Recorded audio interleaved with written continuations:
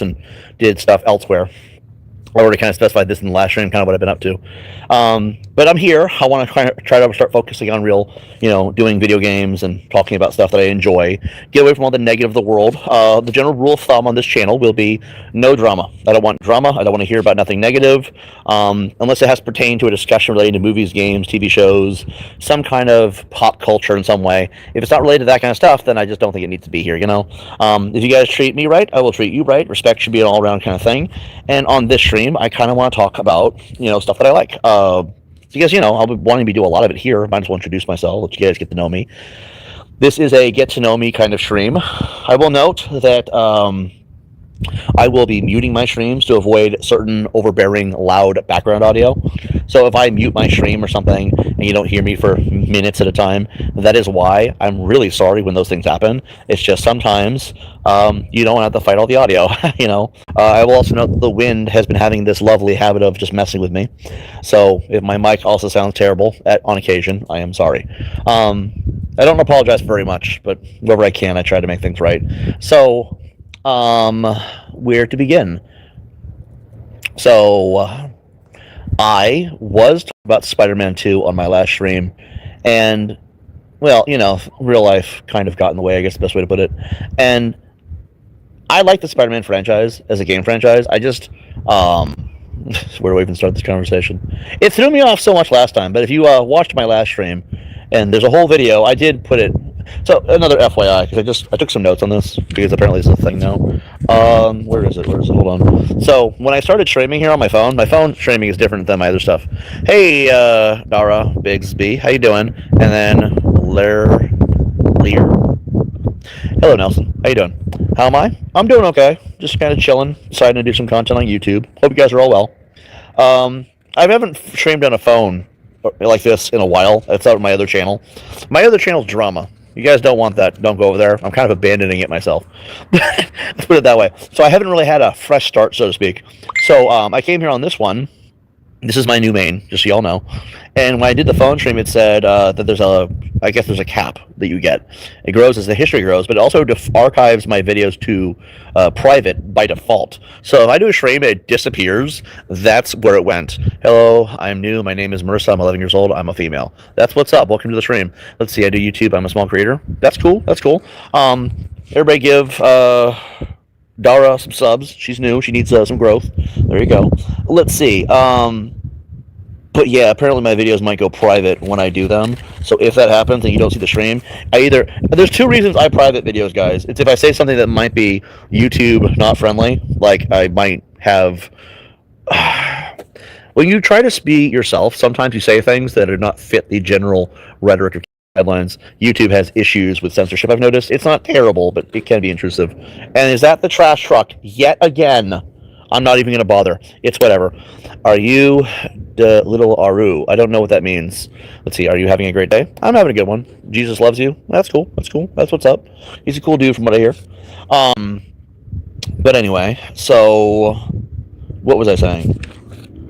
Yeah, if my videos go private, it's either because I did so to keep my channel safe from YouTube's sometimes overbearing censorship, which isn't always the problem. It's only there sometimes. Or sometimes it'll be because of that, just so y'all are aware. Hold up, what is this? Someone just beeped me. Yeah, it works fine. Alright. You are definitely a little... I don't know what that means. But anyway. Let's see. So... yeah, we were talking about Spider-Man 2 for PS5 on my last stream, and then I was interrupted by the chaos of the real world. And there's the trash truck again, almost on cue. They're just parked over there. See, this is the problem. I'm in public. I can't complain when they keep pushing the trash button. There's a trash truck, like, right across the way, and they keep pushing this button to make the back close and open and close to crush whatever. I don't know what they're doing. It's Memorial Day. You think they'd have the day off. But then it's like, I can't complain. I'm in public. I just have nowhere to go right now, And I don't understand what they're doing, but I do know they've been smoking a crap ton of ganja, and that's fine and all. I'm not against that. Everybody smokes a little weed sometimes, right? It's just weird to me that they keep doing it. Like, I don't know what the stoner mind is trying to tell them, but they keep doing that. It's whatever. Let's see. I'm a small person. That's what's up. That's what's up. Nothing wrong with that, I guess. Let's see. Love Spider-Man, not my brother. It's not for everybody, I suppose. So everybody has a preference of comic books and stuff. Like me, I like Spider-Man. I also like Batman. I'm not a fan of Superman. I feel like Superman is too... Superman... I don't understand the point of Superman. So, like, he's super, like, on every level. The only thing that hurts him is this little green glowing rock. It's... If you think about it, they're all a little ridiculous, but, like, little green rock is the only thing. He shoots laser beams out of his eyes. He's bulletproof, faster than the speed of sound. If he goes around the planet quick enough, he can reverse time. Because there's that one Superman movie, right? I'll never forget that baloney. It's just so much chaos with this character, yet such an easy way to get rid of him. It's like, I don't understand Superman at all. Batman I like, is he's just a regular guy like everybody else. He's rich, he's smart, and he uses technology and intelligence to overdo his enemies. The world's greatest detective, right? At the same time, his greatest enemy is a clown, which is just hilarious all by itself. Anyway, hey DJ, what's up, man? Copying the Flash. Let's see. Can we see your face? Not today. This is not a... I'm in a place right now where I don't want to... The reason why I have my camera off is because I've had to deal with doxing in the past. There's a whole history where I basically called out some very not good people, and so doxing became a problem. So I just keep my camera off unless I have a curtain behind me, and right now, today, I don't, so there's no point. So today will not be one of those days. The only other exception to the curtain is if I don't plan on being in that place again anytime soon. So... because I like this general spot that I've been the last every so often, I just don't feel like losing it because somebody wants to dox the location and make it a unfun place to be. Well, not unfun, I guess just unsavory on every level. So, what you're seeing on screen is the best you're going to get for today, unfortunately. That's fair, I would assume, right? Let's see. Have you played Poppy Playtime before? Is that the horror game? There was a thing on my last stream, and I'll say here too, I'll promote it a little bit. If you guys want to see me play a game, no matter what it is, regardless if I played it or not, put it in the comment section of any video or any general post, wherever you can put a comment, right, in the comment section. Just go drop games you want to see play. First come, first serve, obviously. If we're playing something already, it'll wait till after that. Highest popular demand gets the first dibs. And, you know, if no one's picking anything, I'll play what I want until someone does. That's the general rule of the channel. So if you guys want to see me play something like Poppy's Playtime, I think that's a horror game. Regardless, right? Just go put it down somewhere and we'll do it. No, I have not played it, though. If it's the game I'm thinking of, I definitely have not, but I do know that if it's the one I'm thinking of, it's fairly new. Copying the Flash, just bad. Yeah. Yo, what's good? This is CJ. I'm doing okay. How you doing? Let's see. Have you played Poppy Playtime before? Nope, it's a horror game. I have not played it. I've considered it, but...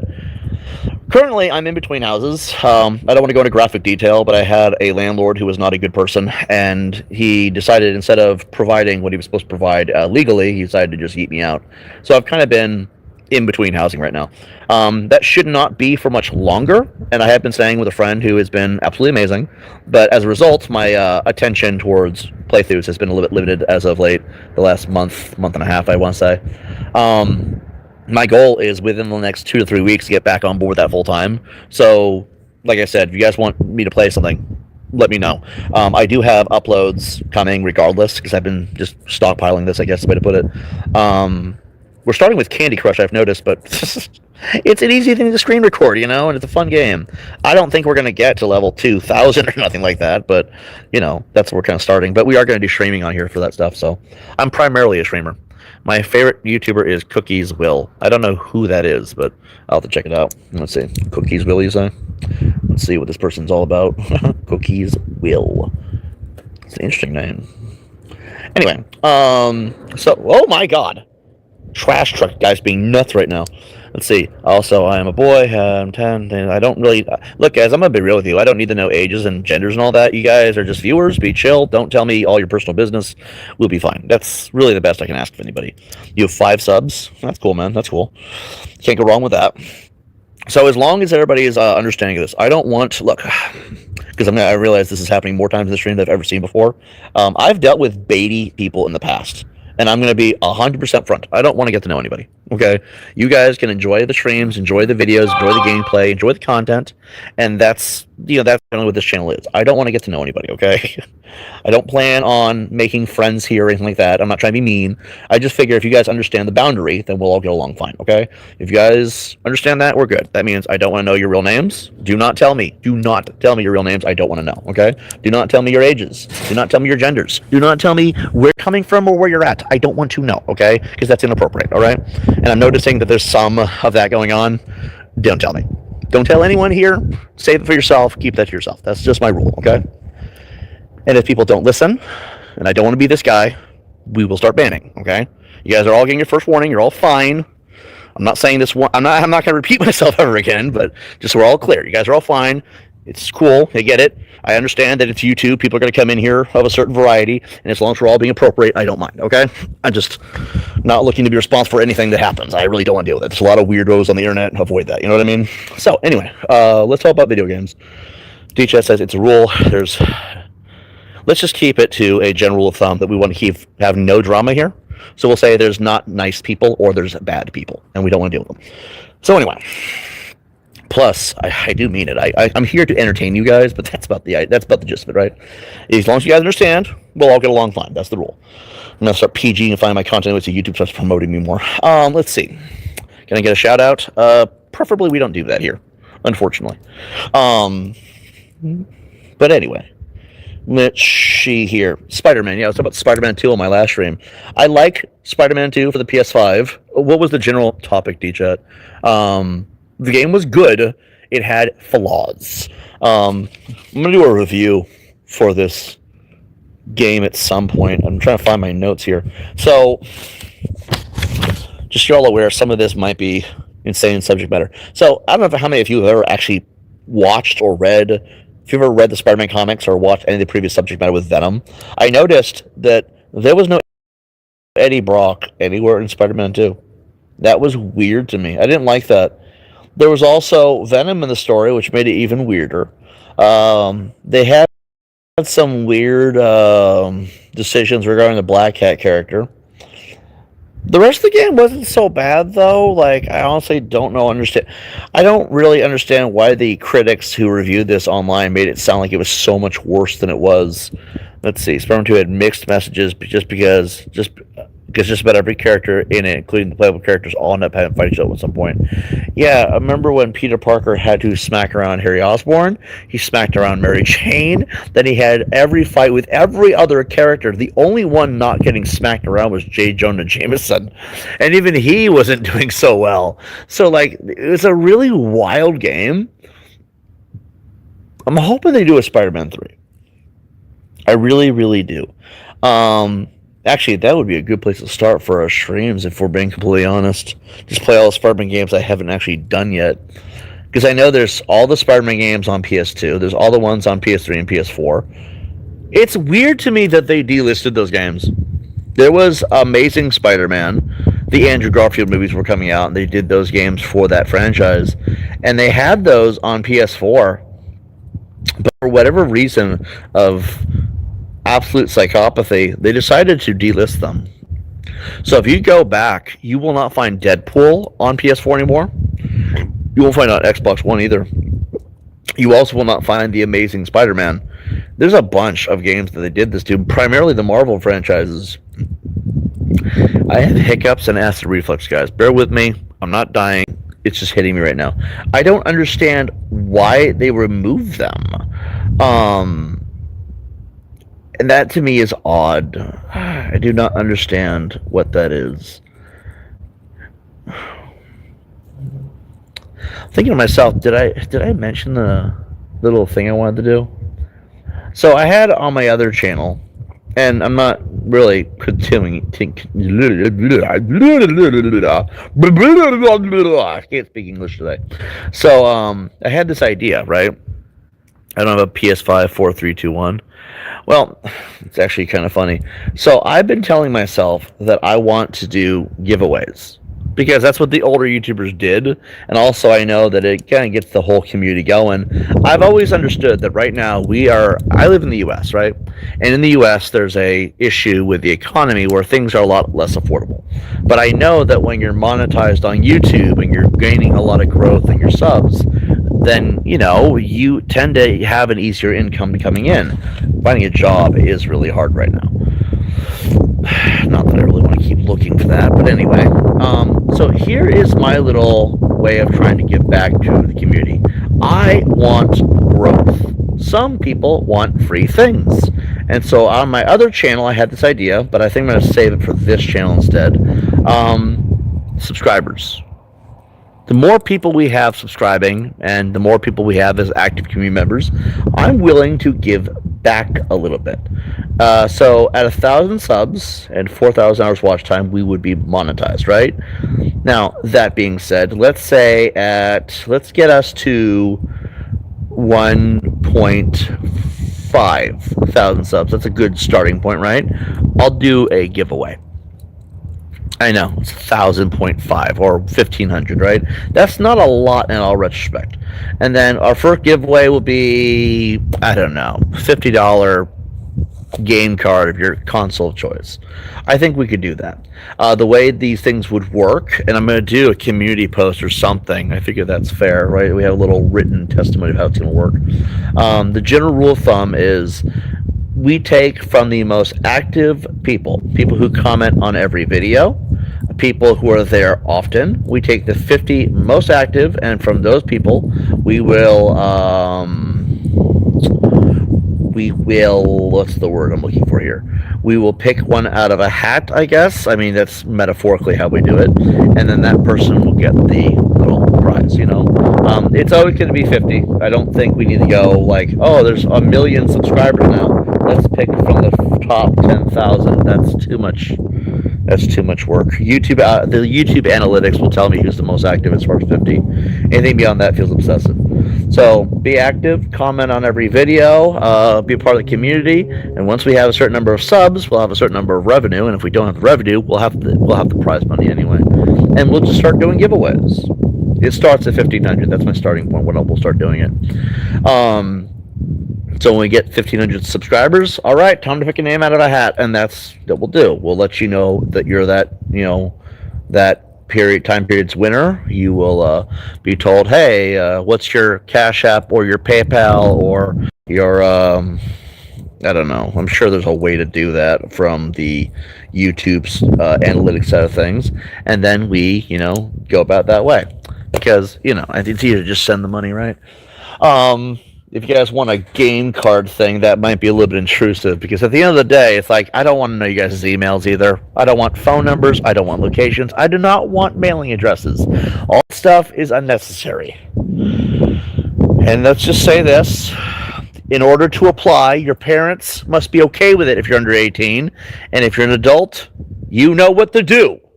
Adults can do whatever they want within the confines of the law.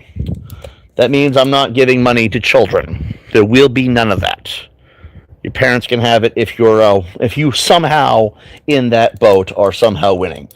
I'm just saying, 15 most active people. There's got to be some policy here, right? If I don't have some kind of a planned policy, then we all screw ourselves. So anyway, also, to anyone who is under the age of 18, I ask that you tell your parents you're watching this. If there is anyone who is not 18 yet, I would ask your parents, because I'm not being responsible for that. Because, we play a lot of video games, and a lot of them are immature, and I do not feel like having someone yell at me. So anyway, that is the rule of thumb. That's all the rules there, how the giveaways work, how I allow people to be here, being appropriate. We've covered all bases. Let's talk about Spider-Man now. I really, really, really wonder why they took the games off the PlayStation 4 store, but I imagine there's some way to get hold of those games, and I would like to play them. My biggest issue is, as the motorcycle gang from hell drives by, my biggest issue is, will they work in this day and age? I also don't know if PS4 games are delisted would work on PS5. That is a really big question of mine. I know that you can buy Deadpool for like $70 to $112, depends on where you get it. It's insane to me, but this is actually a thing. Deadpool right now, the PS4 game, on average is about $90 to $115 from what I've seen. The highest I've seen is $112. Which is rounding off to 115, right? The lowest I've seen is about 70. 71 was sold so fast, though I didn't get to go back and get it. Because I had that game for the longest time, but some BS was going on in my life. Anyway, I have a dream like that. To not really. Are they violent or not? Can I ask you something? Yeah, you can ask a question. What's up? The games can be. That's why I say if people are not 18, ask your parents if you can watch this. I'd be more comfortable if you asked permission from your parental guardian, because this content sometimes isn't family friendly. It's just the violent video games can be an issue. I don't need someone saying, "Oh, but he's like the time we bought GTA 5." I'm not doing that. I'm not really a person who censors the games. I don't do that. It's just not my style. And I'm trying to be transparent with anybody, including anyone who might be tuning in. I don't censor my gameplay. I also don't censor my reactions. If I drop a curse word, I don't censor it. And I don't feel like anyone should be unaware. I also will know that I don't care who my audience is, as long as we're all understanding that this channel does have mature themes, and I don't feel like dealing with any drama I shouldn't have to. That's just the rule of thumb. What's your question, bro? Let's see. But yeah, I'm gonna try to figure out the PS4 games. I really do wonder why they removed them. I do that in the gaming industry. But Spider-Man 2 itself, getting back on track here a little bit, we've had a long list of hilarity going on. Spider-Man 2 was a pretty good game. I really should do this as a review, but I think it's a way to, remember guys, you're getting to know me a little bit, right? I liked Spider-Man 2 a lot. The gameplay was solid. I think it's awesome that they utilized Kraven as much as they did, because Kraven gets no love and support in the Spider-Man franchise, I've noticed. The Platinum Trophy was absolutely amazing. In fact, that's what Spider-Man 2018 and Spider-Man 2018 and Spider-Man 2, they both have that vibe where chasing the Platinum Trophy was so much fun. Like, that is what games should be. It's fun, you know? But we got rules here for the safety of our channel and its community. Yeah, exactly. That's the general vibe. I don't mind if people come in. I do not mind if all the crazies come here even. It's just we have rules to protect the entirety of the community, and I'm going to be upfront with you guys. It's just at the same time, we have these things to protect everybody. Because 4 years of dealing with the most vile people on the internet, you learn rules should exist for a reason. What was I going to say? Oh, yeah. So I think that that's what games should be, is fun. There's the trash truck again. I mean, they've just been sitting in this entire time, but it's whatever. Just going to tell lady friend, maybe we shouldn't come back to this park anymore. So it is what it is. So, yeah, when you're playing a game and Platinum Trophy is not only fun to complete, but it's also achievable without going into a rage, I think that's what games should be. That's a really good thing that I loved about Spider-Man 2. The problem with Spider-Man 2 was the issues with story and the messaging. Like, Black Cat is no longer... given our current people in the chat, I'm just gonna save that one for later. That'll be in the review. But then there's no Eddie Brock in the story when there's Venom in the story. Like, first, okay, so this is spoilers. Kind of. It's in the trailers, but who cares, right? So you have Harry Osborn, which has never been a Venom-related character to my knowledge, and he's the one who shows up and Venom's with him from the get-go, which isn't terrible, but it's the order of who would obtain the symbiote, right? Because then after Harry Osborn, it's Peter Parker who gets it, and then there's never any Eddie Brock anywhere in sight. I'm like, wait a second, this is not how this is supposed to work. So obviously I'm a little bit upset by this. It's like, come on, what is this? And then they apparently had no plans to include him anyway. And I'm wondering why. Because Peter Parker's main rival was always Eddie Brock. He had he had plenty of rivals. But as a human-to-human basis, it was Eddie Brock. That's why Venom is the polar opposite in a lot of ways as Spider-Man, despite being somewhat a lot of the same. And I despise that. Like, that is truly irritating, because when you're a diehard Spider-Man fan, I mean, I don't really... Look, I like Marvel. I'll talk about Marvel till the cows come home. I just don't like what they did with this, because Spider-Man hits close to home. I have loved Spider-Man most of my life. In 2002, the first movie I ever went to in theaters, ever in my life, was Spider-Man 2002, the Sam Raimi one, with Willem Dafoe and Tobey Maguire, and they had like this big stylized, action movie that just came out where basically the whole thing was, and he's web slinging around New York and stuff. An amazing movie, by the way. Like, there was no one better than Tobey Maguire when it comes to the Spider-Man film. Andrew Garfield was kind of dark, and I hate Tom Holland. I don't care if you guys like him. I despise Tom Holland. He's just... I want to punch him in his freaking face. It's just a personal issue, right? But anyway, Tobey Maguire was the OG. He was the main guy, Well, I lost my train of thought here. Point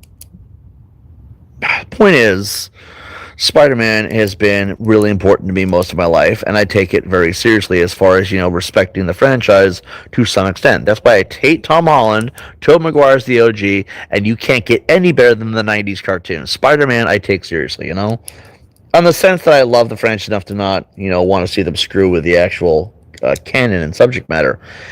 When they did Spider-Man 3... under Sam Raimi, the third movie, I think it was like 2008, they did a fairly good job. They had, Eddie Brock being skinny-ass Topher Grace made no sense, right? But, at least they had Eddie Brock. He obtained the symbiote, then the symbiote would eventually go to Peter, and it began this whole thing. I liked how they did that. I just think that, Topher's skinny. It made no sense. But you gotta pick and choose where things work and where things don't. This one, there was no Eddie Brock at all, and it ruins the entire storyline of who Venom is, how he's created, how the whole Eddie Brock and Venom storyline affects Spider-Man. This is what Sony has been avoiding for years for this reason. And suddenly the Spider-Man PS2 game comes along, and it's a great game. I love what they did. My favorite part is where Venom bit off one of the main villain's heads. There is a lot of villain deaths in the game, by the way.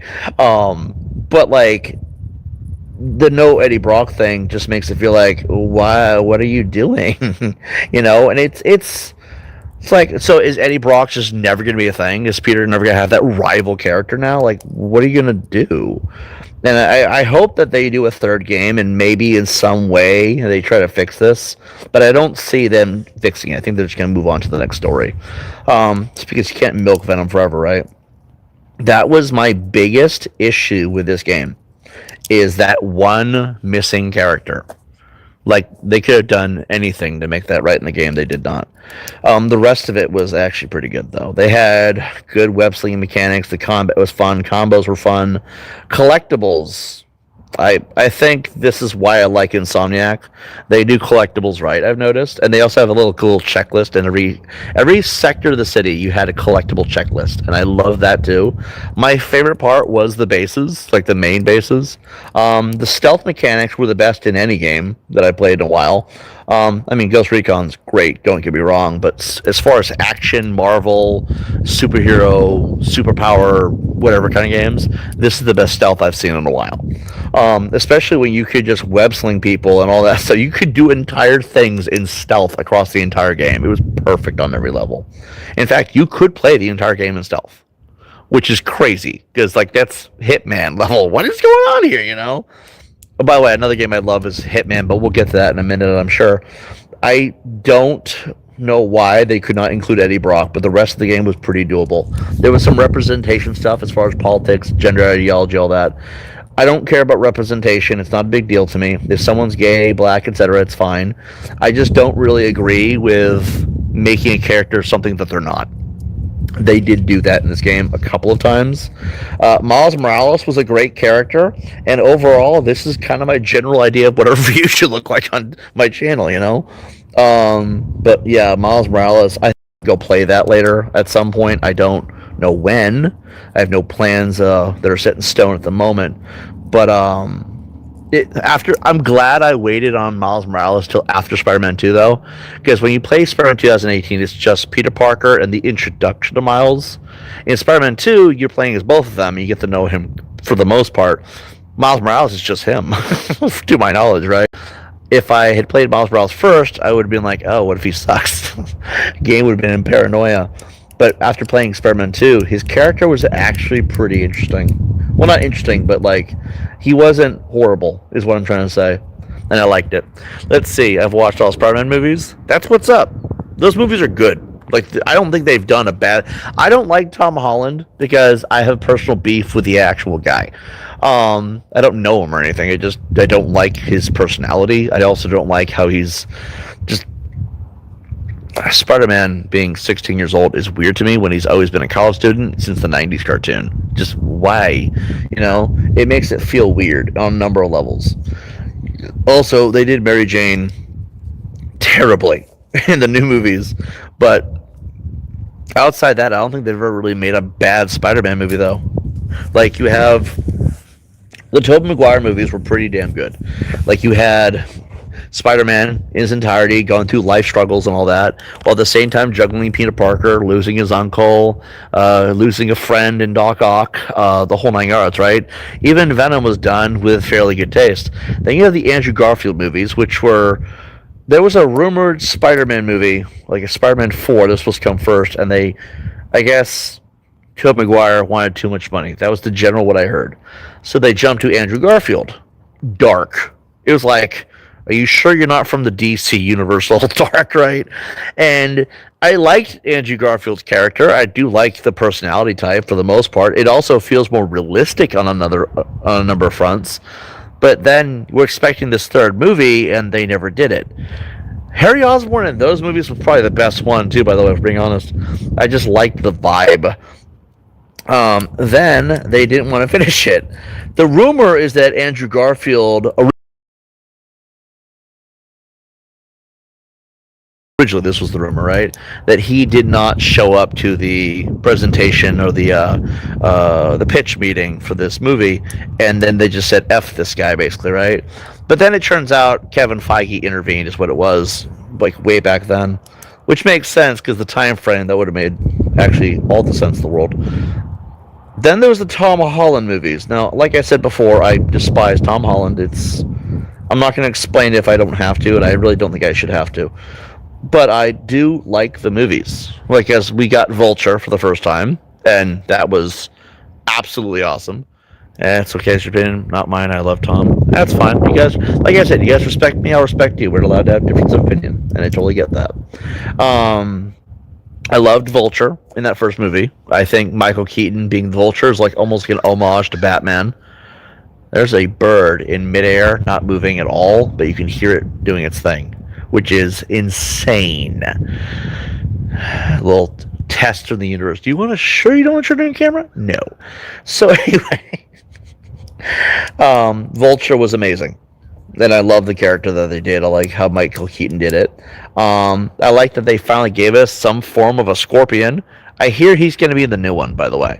Like, I hear that guy who played... That was Voss from Far Cry 3, by the way. The guy who played Scorpion in the MCU. But he's supposed to be Scorpion in the new movie, and I guess he was always Scorpion if you think about it. But they gave us a Scorpion now. Then there was the second movie where they did Mysterio. I didn't think Mysterio could look that good. Like, I think they did a really, really good job. So we have a troll in the chat. I'm just gonna ban away. So, they did Mysterio really, really well. I mean, all the vibe was there, the character was there.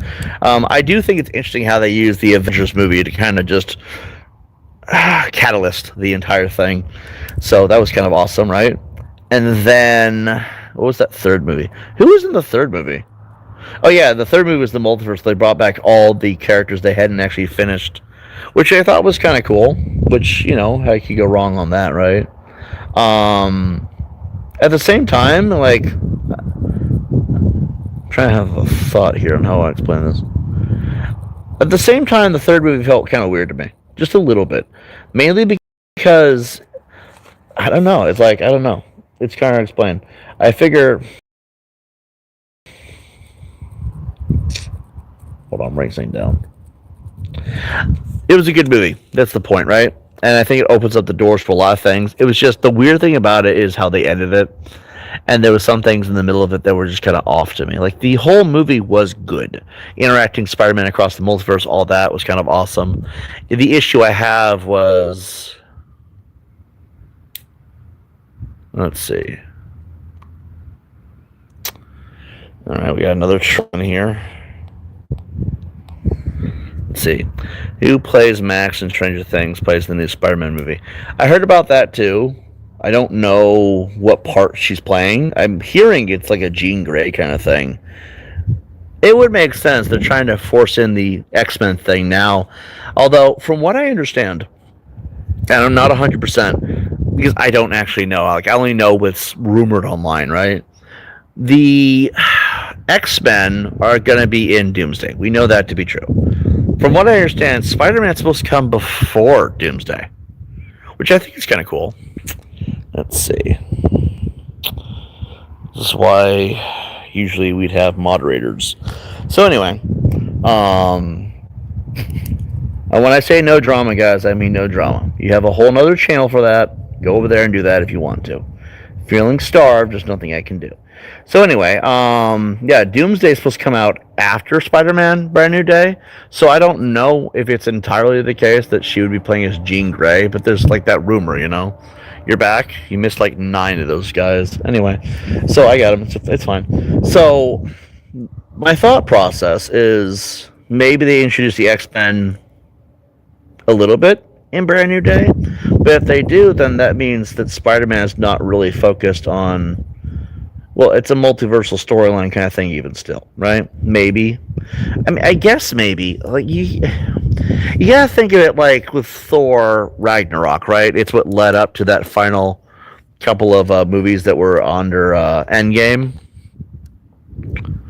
Might not be coming because I'm role-playing Watch Your Life live. No worries. Just be safe. Don't want no one falling over while watching. It's just... I feel guilty. So if I remember correctly, I don't know if it was exactly Thor Ragnarok or if there was something in between that and the next one. Because there was also Quantumania, but I don't know. Off the top of my head, there was a bunch of movies directly just drilling themselves into Endgame when that came out. But I do know that Ragnarok was one of the ones that kind of had that direct connection to the beginning of that last movie. I'm thinking to myself, that's probably what they might be doing with Spider-Man. Because, you know, if Jean Grey's in that, well, then the other X-Men might show up as a result.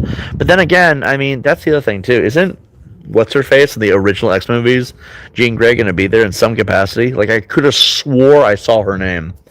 I really should do a video on this. Just go look it up and verify for my own records. Get my thoughts on that. But regardless, I do think it's possible, given the outfit colors that they were wearing and stuff. It's okay. I like all the death threats that are coming in here, apparently.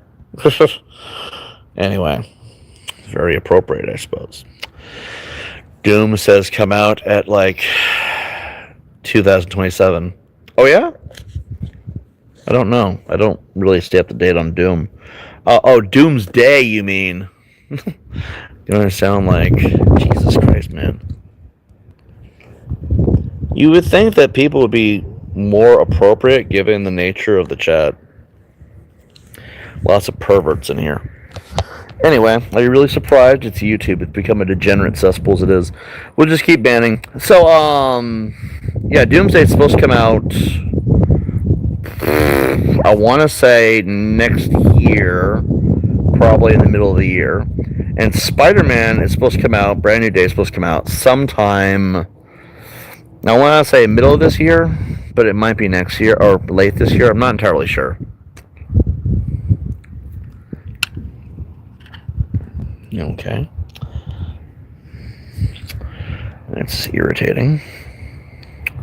If needed, I'll turn on subscriber only mode and start getting some subs. You guys just let me know if that's necessary.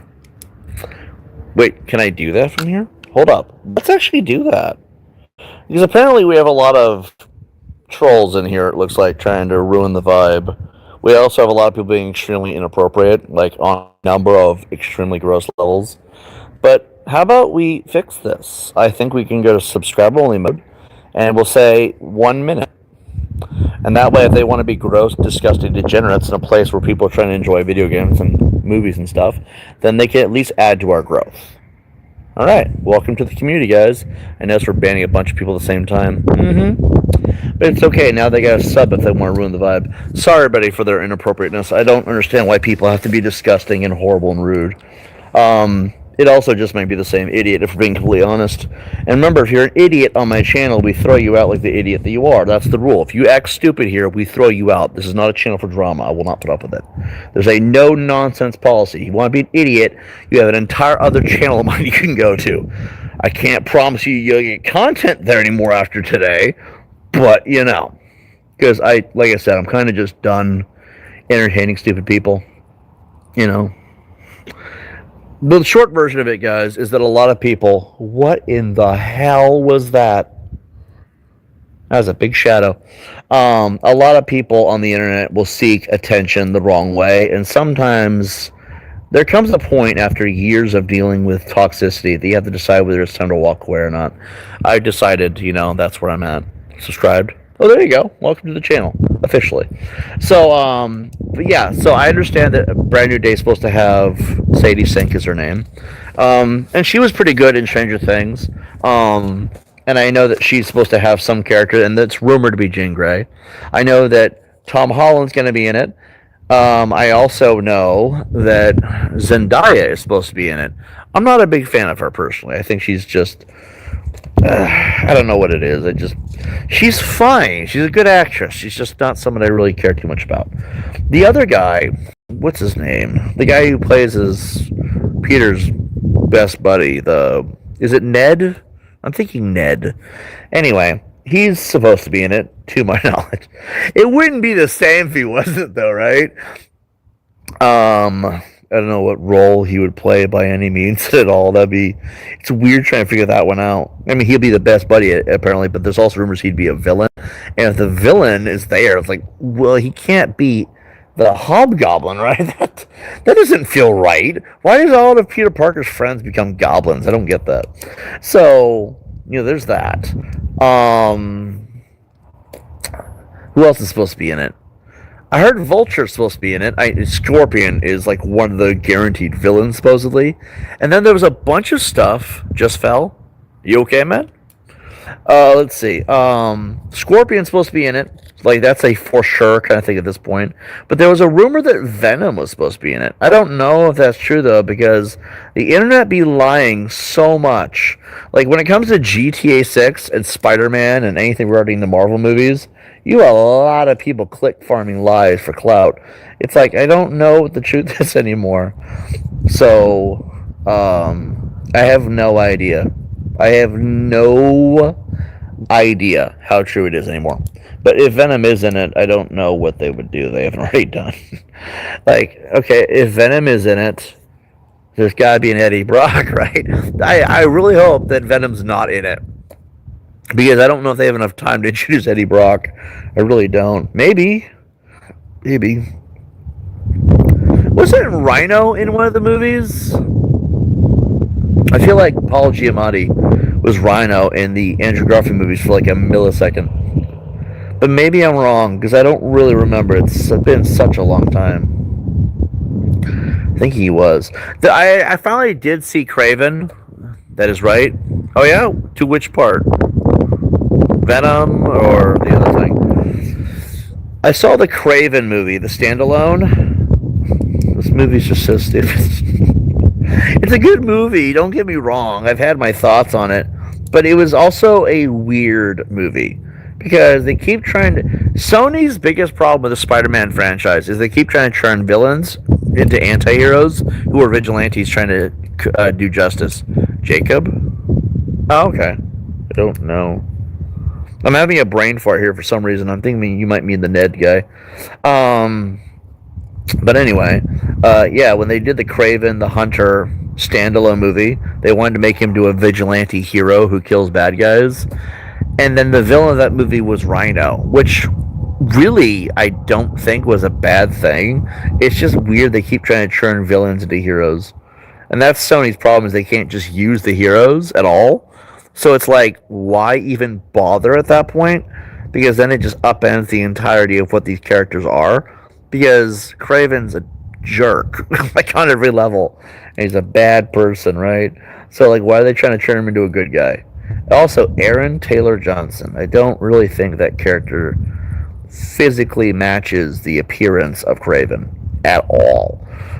It's like Topher Grace all over again, right? But anyway, yeah, the movie is supposed to come out.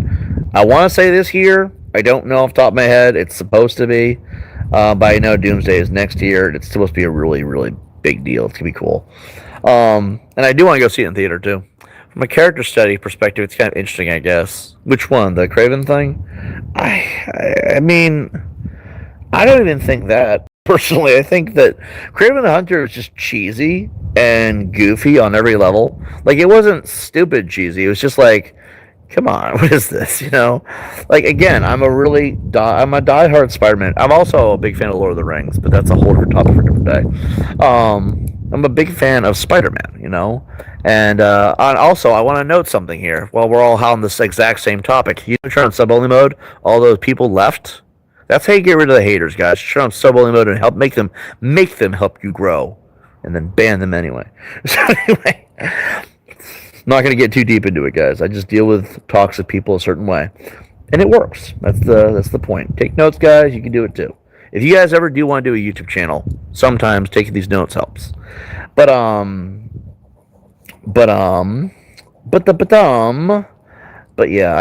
I'm looking forward to the Avengers movie for Doomsday. Just because and just fewer right? Just like in general, like for someone like Venom, it works. If they make an Amazing Spider-Man 3, they're gonna definitely be the Rhino. That would make sense, right? Because of that was the ending, wasn't it? I'm thinking that was the end of Spider-Man. Amazing Spider-Man 2 was him throwing the. Yeah, I'm thinking. It's starting to come back to me now. So if I'm not mistaken, spoiler, maybe I'm wrong. I don't know. Spider-Man was fighting his friend Harry Osborn, who had become some variation of a goblin, I'm assuming. Because was he the Green Goblin? Not really. Was he a Hobgoblin? He looked more like the Hobgoblin, actually, in that one. And then a loved interest had died. I'll leave it that way, right? If no one's seen it, there we go. Don't ruin it for you guys. And then by the end of the movie, he was just miserable. It was a more realistic take on what Spider-Man would be like if these things were actually an IRL kind of thing, you know? And so he was miserable. And so he kind of pulled himself out of his funk and went to go be this hero again. And if I'm not mistaken, that's when he picks up that manhole and then just swings it in Rhino's face. If I'm not mistaken, okay? It's been a hot minute. That may have been AI. Who knows? But anyway, we'll never actually know at this rate. But anyway, it was a really, really good movie, but at the same time, let's say that there was a third movie. Well, things like that usually mean that's the next plan of action, and I would think that Rhino would definitely have been the plan for Amazing Spider-Man 3, which I think would have been awesome personally. Like, we don't have enough Rhino in the Spider-Man franchise. Like, he was in Spider-Man 2, by the way. He was also in the PS1 game. The PS1 game was Jesus Christ. You know, it's like, geez, what were they doing with Spider-Man PS1? Like, they did a good job. It was very, comic-esque, very Stan Lee flavored. It had that 90s vibe all over it. But there were just moments.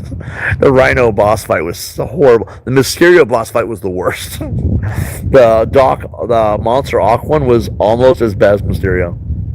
I'm uploading that soon for sure. Let's see. Back to Spider-Man 2. It was good to utilize Mysterio in that way. I think they did a great job with Mysterio. I don't think Mysterio gets enough love. When they use Kraven as the main villain of what the heck is it called?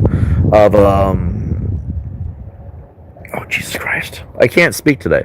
When they use Kraven as the main boss or the main central villain of Spider-Man 2, they did that well. You know why? Because they don't use Kraven enough. When they did Mysterio in No Way Home, that was awesome because they don't seem to use him enough. Vulture, I was surprised the character was not only likable, but also hateable. Like, Michael Keaton did such an amazing job, probably because of the Batman stuff, right? Where he played... Vulture is like the evil Batman. of Michael Keaton's career. Like, honestly, because you look at Vulture, you understand why Vulture's the way he is. He gives a crap, he gives a fuck about his family, and that's all that matters to him. He wants to keep his daughter safe, his wife safe. He's willing to rip off and be a scumbag to anyone else, but his family is nothing, right? And then at the same time, how do you hate the guy? Then he finds out that the guy who's been screwing with his business to keep his family in one piece is this guy who's dating his daughter at the same time, and they didn't know about each other. So now you're like, oh wait, maybe they can learn to get along. And then by the end of it, it's like Tobey Maguire doesn't want to end the guy because he knows how important he is to somebody he cares about. But at the same time, if he has to kill Spider-Man to keep his family safe, and it's really, if you're gonna do an anti-hero, that's how you do it. He's still the villain. It's just done in a way that makes him less. Sony needs to take notes, honestly, because Morbius was ridiculous, Craven was ridiculous, and Tom Hardy as Venom was great and all, but The Last Dance, that movie was disgustingly bad. Like, I don't even know why they did that movie. That movie was just on every front, like, just unacceptable. The first two Venom movies were all right, but that third one was just, no. There's just so many plot holes and issues with the story. But when they utilize a character well that doesn't get utilized enough, and they're being done justice, you gotta love that, you know. I think Jake Gyllenhaal was the perfect Mysterio too. Like, I don't think I'd seen one like that ever. I mean, the idea of Mysterio is that he's performing illusions. Is he really a superpowered character? No. It's all just smoke and mirrors, and he does it in such a way that it's almost impressive, like it's almost supernatural. And the way that works, I don't know, sometimes it doesn't make sense if you think about it, because realistically I have to critique things as I see them. Sometimes you have to wonder, if he's doing all that punching, why not just go nail him in the head while he's blinded by the illusions, right? And the gas, I guess, is there because there's got to be some kind of a delusional gas, right? But then how do the other illusions work, right? Regardless, Mysterio is an awesome character, and Jake Gyllenhaal pulled it off super well. Let's see, LOL. Yep, there you go. I like the villains more in almost any movie regarding superheroes because they have more. There's more development behind the character. You understand them more. Like, what's the hero? In every hero, it's, oh, somebody I care about died, or something horrible happened. Now I must go out and make justice a thing so no one else feels this way. It's always the same. You know, it's Batman watched his parents die, so he became the Dark Knight to beat up all the criminals so that, you know, he could feel better about himself. Superman, his planet blew up, and mommy and daddy are dead. That's a really morbid way of putting it, actually, but it's kind of the vibe, right? So now he's here to try to blend in, and he feels like he needs to be, you know, it helps him take his issues off his mind. It's usually about coping, I've noticed, with heroes. Spider-Man, and I love Spider-Man. I do. Don't get me wrong. But, you know, Uncle Ben died. Oh, no. Oh, no, I dropped my soda somewhere. Oh no, Uncle Ben died. Now I gotta go out and beat up criminals so it doesn't happen again because I need to feel better about myself. Then you have, I don't know, Heath Ledger's the Joker. He's like, screw all of you. I just want to show you that you're all stupid and the system's ridiculous. And, you know, if you're good at something, never do it for free. I think I learned more from the Joker than I ever did the Batman. Which is insane, right? But the villains are so much more fleshed out. They have so much more idea behind them. Look at Michael Keaton's The Vulture. The guy straight up gives a crap about his family. He's living in a state of time where there's massive poverty. Welcome to the current age, by the way. And then he goes out there, does scummy things, but if you mess with his family, you die. And that's fair. I think we can all relate. If you're a person who's ever had kids of your own, or if you're a dad, or if you're a husband, you'll probably understand how important that is to you. If you have family that you care about, that is probably something you can relate to. And I hate to say it, despite the villain, he's more relatable than Spider-Man at that point.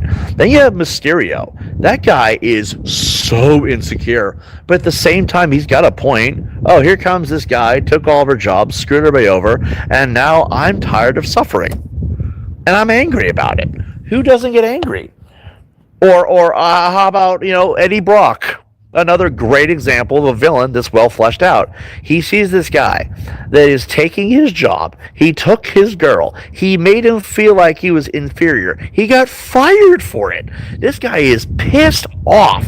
And then he's like, how am I going to get back at this guy? I'm tired of being, this guy at the bottom. I want to be someone who matters. So he becomes just like Spider-Man in every way except superior. And I'm sorry, Venom is superior to Spider-Man because he's bigger, he's stronger, he's faster, he still web slings and shoots webs, he eats the criminal, so the criminal doesn't come back this time, and he's also still the photographer of the Daily Bugle, still can get, the girl at the end if he wants.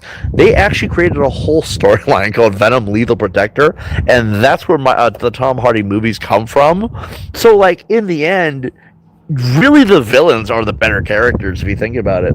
I mean, I can just go on and on and on. They're also visually looking more appealing. You have Batman in a black rubber suit. Spider-Man is typical red and blue.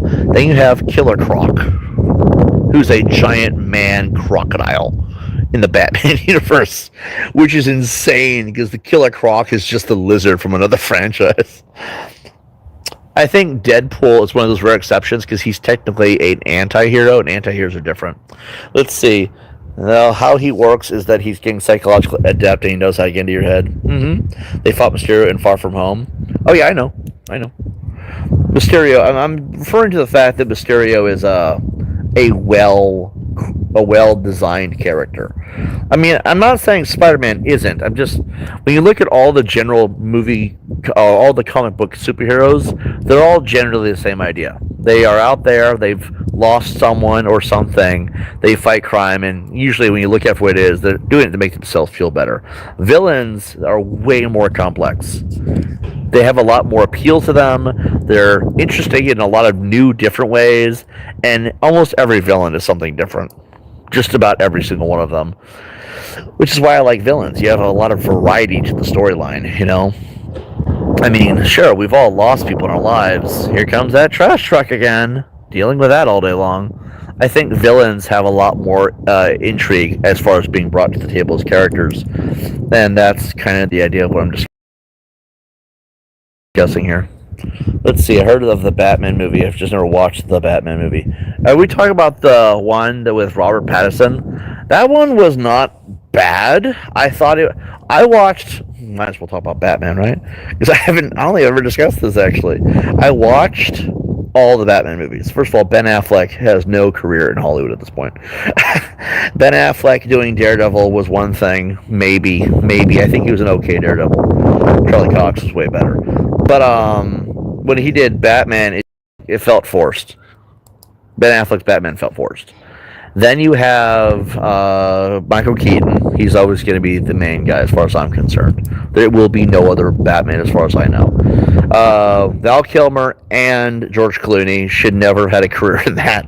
Like, Val Kilmer, it just felt weird, and George Clooney felt like a cash grab, And then we had, who else was Batman in this godforsaken reality? I'm not counting the cartoons, because those were always awesome in their own way in some way or another. But then there was Robert Pattinson, right? And so I looked at Robert Pattinson. What has Robert Pattinson ever done? He was the vampire from Twilight that was just, And I'm not saying Twilight was bad, because as far as a romance movie, it was actually pretty good. And as far as the vampire lore, they weren't vampires. So I'll excuse it. By saying they're not vampires, it was acceptable, okay? Vampires explode in the sunlight, not glitter. What the hell, okay? So, Robert Pattinson has only ever really done that. So now he's a Batman. I'm like, well, this is gonna suck. So I watched it because I'm gonna watch it. I'm gonna watch it regardless. And if I end up liking it, then I'll be surprised. If it sucks, then I just feel the same way I did. You kind of set yourself up for. If you set low expectations, you're never really disappointed. And I looked at this. Oh, Robert Pattinson. He's that vampire dude from that weird, cheesy Twilight movie, right? I think that was the one. I think. He wasn't in Harry Potter, was he? I don't remember that, actually. He might have been. Maybe the later movies. I don't know. Anyway, he was mainly in the Twilight film, right? So if you set yourself with low expectations, already having them, you're never disappointed. I went into this saying, if it sucks, I'm not going to be upset. If it's great, oh, that's a pleasant surprise. It was actually pretty good. And the Riddler was done in a way that I didn't really expect them to do. I mean, the mask thing was kind of weird, but like, I mean, it's the Riddler. What do you expect? It was done really well because they treated it less like a superhero movie and more of like an action detective movie instead. And that is what Batman is supposed to be because it's really detective comics, right? And that is when they did the most justice. I was really impressed with that. They're doing another one, and I do not know what the story is as far as the characters and stuff, but I know they did a standalone Penguin movie or show, whatever, with Colin Farrell of all people. And they don't look anything like the guy in real life. The makeup is done, you can't even tell the difference. But now they're doing one called Clayface, who's another underutilized character. And I think I can appreciate that they're finally doing this stuff. But Clayface does not look like a Batman movie at all. It looks like a horror movie. And I really appreciate it. But at the same time, where the fuck is the Batman? You know what I mean? Like, you have this guy whose face can be... You know that movie's gonna be really like top notch. It's more like a horror movie, and I think that that is a really interesting and yet amazing way to do it. Because no, I didn't think I ever saw that coming. I watched the trailer. I'm like, this is not Clayface, and then I'm like, oh my god, this is definitely not Clayface. In a way that was actually Clayface in an impressive way. But yeah, I know they're doing another Batman movie at some point. I know that it's supposedly going to have the Joker to some extent. It also might have elements of Robin, but I don't. At this point, they should just stop touching Robin. It always gets weirder and weirder when they do. Let's see. Christian Bale. Oh, I forgot about Christian Bale. Oh my god. I almost forgot about him. Christian Bale, for me, as Batman, he's one that did the most justice with the character, but I don't know, maybe I'm just generally biased. Christian Bale's millennial Batman. Keaton was Gen X Batman. Yeah, on that note, I had forgotten all about him. Somehow I didn't forget about Heath Ledger's Joker. Let that sink in, by the way. I will always say Michael Keaton was my favorite. Mainly because that was my introduction to the character before anything else. I think the costume design best. I hated Val Kilmer and George Clooney's Batman because they didn't do Tim Burton anymore. Tim Burton doing Batman was the best Batman. And that's my opinion, generally. But when Batman Forever came around, they didn't want to do it with Tim Burton either. And I just couldn't do that. It's an okay movie. Jim Carrey's Riddler was funny. And Tommy Lee Jones as Two-Face, as the hiccups kick in, Tommy Lee Jones as Two-Face worked for its time. But, like, Val Kilmer, no. Just no, okay? Chris O'Donnell's Robin, yeah, that worked.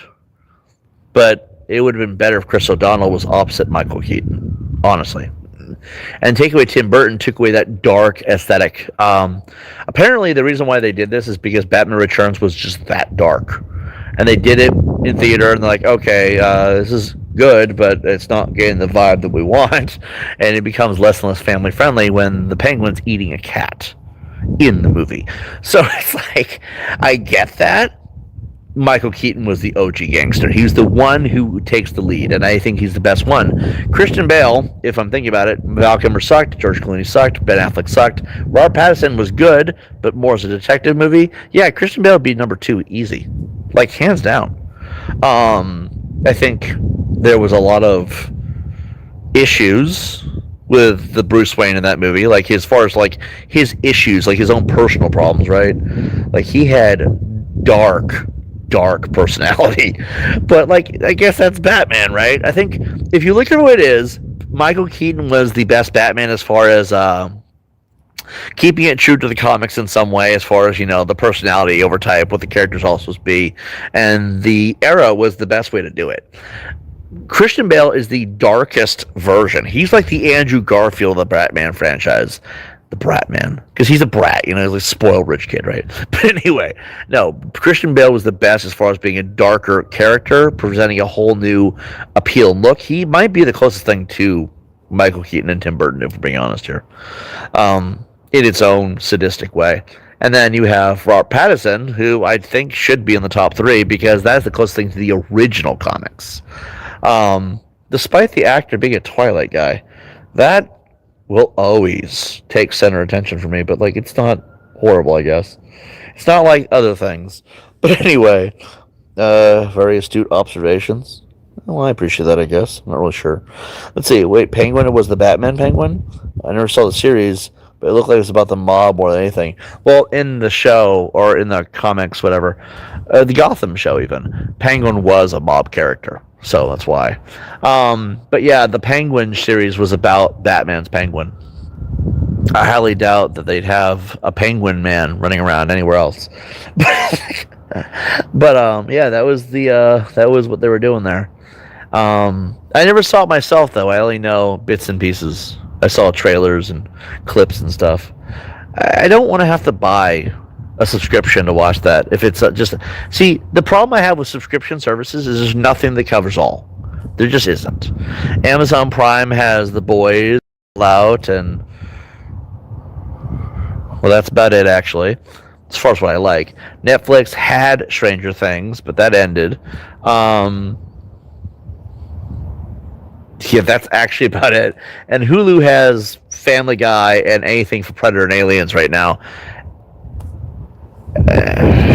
That's actually kind of it. And then you can buy movies in general and shows on Amazon itself outside of Prime, but they're expensive. And then you have Paramount for all the Scream movies and some of the Halloween ones. And then you have Peacock, which is all the WWE stuff. You notice there's not a lot of things in between. That's the issue I have. Everything else in between just feels like filler for me. And I don't really like that. They used to have Stranger Things on Netflix, but they removed it for I don't know what reason, actually. Oh, Walking Dead's on Netflix. That's actually what I've been binging with other people. But anyway, that's it. You know, I don't even know where you find everything. They keep moving stuff around on top of it all, and it's so irritating. But anyway, let's see. But yeah, I don't know where to find Penguin. And I don't want to get HBO Max for yet another subscription, because I think it's on HBO Max. I could be wrong. And Clayface, I mean, yeah, I want to see it, but I just might pirate that shit. Why would I even lie? What's the FBI gonna do? Hey, we noticed that you took 4 episodes from a show that was a limited series to watch one time, and then you didn't sell it. Yeah, it's only pirating if you sell it, by the way, when you do that. You can download anything you want, no matter what, as long as you don't sell it. That's the point. But anyway, and don't sell anything like that, okay? If you're gonna download shit off a torrent website, just don't sell it. Then you're fine. That's usually how you get around that shit. But anyway, I don't want another subscription to watch Penguin. That's why I never did. Because it's like, what? How many are we at so far? Like 12? Like, Amazon Prime, Hulu, Netflix, Peacock, Paramount. Maybe if I feel like we'll do like Showtime or Stars as an addition to one of the other ones. I don't feel like anymore. I'm trying to cut those down anyway. Let's see. Tim Burton did very weirdish with Batman. Basically made it gothic noir. Well, that's what I liked about it. It worked for the character for some reason. Then again, I also grew up kind of emo, so like still kind of do have that emo. You will never see me in anything but all black. You'll almost always see me with some kind of weird aesthetic to myself. I'm not goth or emo. I think I just kind of fit in with them for a reason. That's why if I was going to date a woman, it'd probably be from that aesthetic, because I think we can relate to the most. Plus, I just don't go along well with anyone else, I've noticed. But anyway, I think that's why. Maybe it was that, but I don't know. Batman Returns was essentially a Marilyn Manson video turned into a superhero story. Before Marilyn Manson, too, I noticed. Let's see.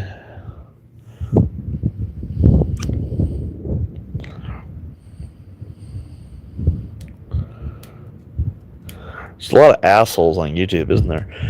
So anyway, all of this stems from our conversation about Spider-Man 2, I've noticed. It's all right. I wanted to talk about movies and games to kind of introduce myself here.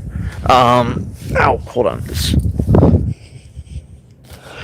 A lady friend left me with a folding chair. Wait, what? Emo. Tim Burton was so popular with goths and emos back then. Every goth or emo girl has Jack Skellington everywhere. No, I love Stranger Things. How could they? No, Stranger Things. Oh yeah, they are over. The series ended. It's 5 whole seasons. I actually have had my opinions of the show. I don't think the last season was bad at all. There was a few things that felt unnecessary. It's the way. There were some things that could have used better closure. I'm not going to spoil it here. I will do a spoiler review video, but it will not be on a... The way I'm going to do things, guys, is if I do an official review, I will not do it live. Because then anyone could tune in any moment and, well, I didn't know this was spoilers. I'm sorry, you know. So we won't do reviews officially live. If a game's been out or a movie's been out or a show's been out long enough, yeah, we'll talk about things that might go into that. But, like, if you didn't watch a show from 20 years ago, I don't know what to tell you, you know. But, yeah, Stranger Things ended. 5 seasons. I think the show itself was actually pretty good. I think it could have been done a little bit differently, but I have no real complaints. Solid 9 out of 10 as far as I'm concerned. I think certain characters could use better closure in the end. There were some things that felt a bit unnecessary, but nothing really worth complaining about. One of those things pertained to somebody. Just, we had to announce them coming out of the closet at the last possible second for whatever reason. Didn't feel needed. But, like, beyond that, there was nothing really unnecessarily bad, you know? There is a new spin-off that I don't think really needs to exist. It's called Tales from 85, and what they're doing is they're putting it in between other seasons, but if you watch the show, and there's 5 different seasons, mind you, then you can kind of see that there's no room for this show to exist because, A, where was this happening in the original series timeline, besides in between seasons, but also, why didn't they ever mention this stuff, you know? It feels like they're just adding stuff that doesn't really belong, you know what I mean? And also, do me a favor, guys, ignore all the idiots that come in here and act rude. Those people are just looking for attention at this point. Let's see. I like the idea of Clayface, though. DC needs to do more horror. That's where Elements in Batman Begins. Oh, I forgot about Batman Begins, too. That movie was actually pretty solid. Let's see. And then there was the animated Batman vs. Dracula. That one was pretty gnarly. Loved it. I didn't see it, and I know that I should have. That's the stupid part. Hey, Namcap, what's up, man? Oh, you and Namcap hit that guy at the exact same time. That is wild.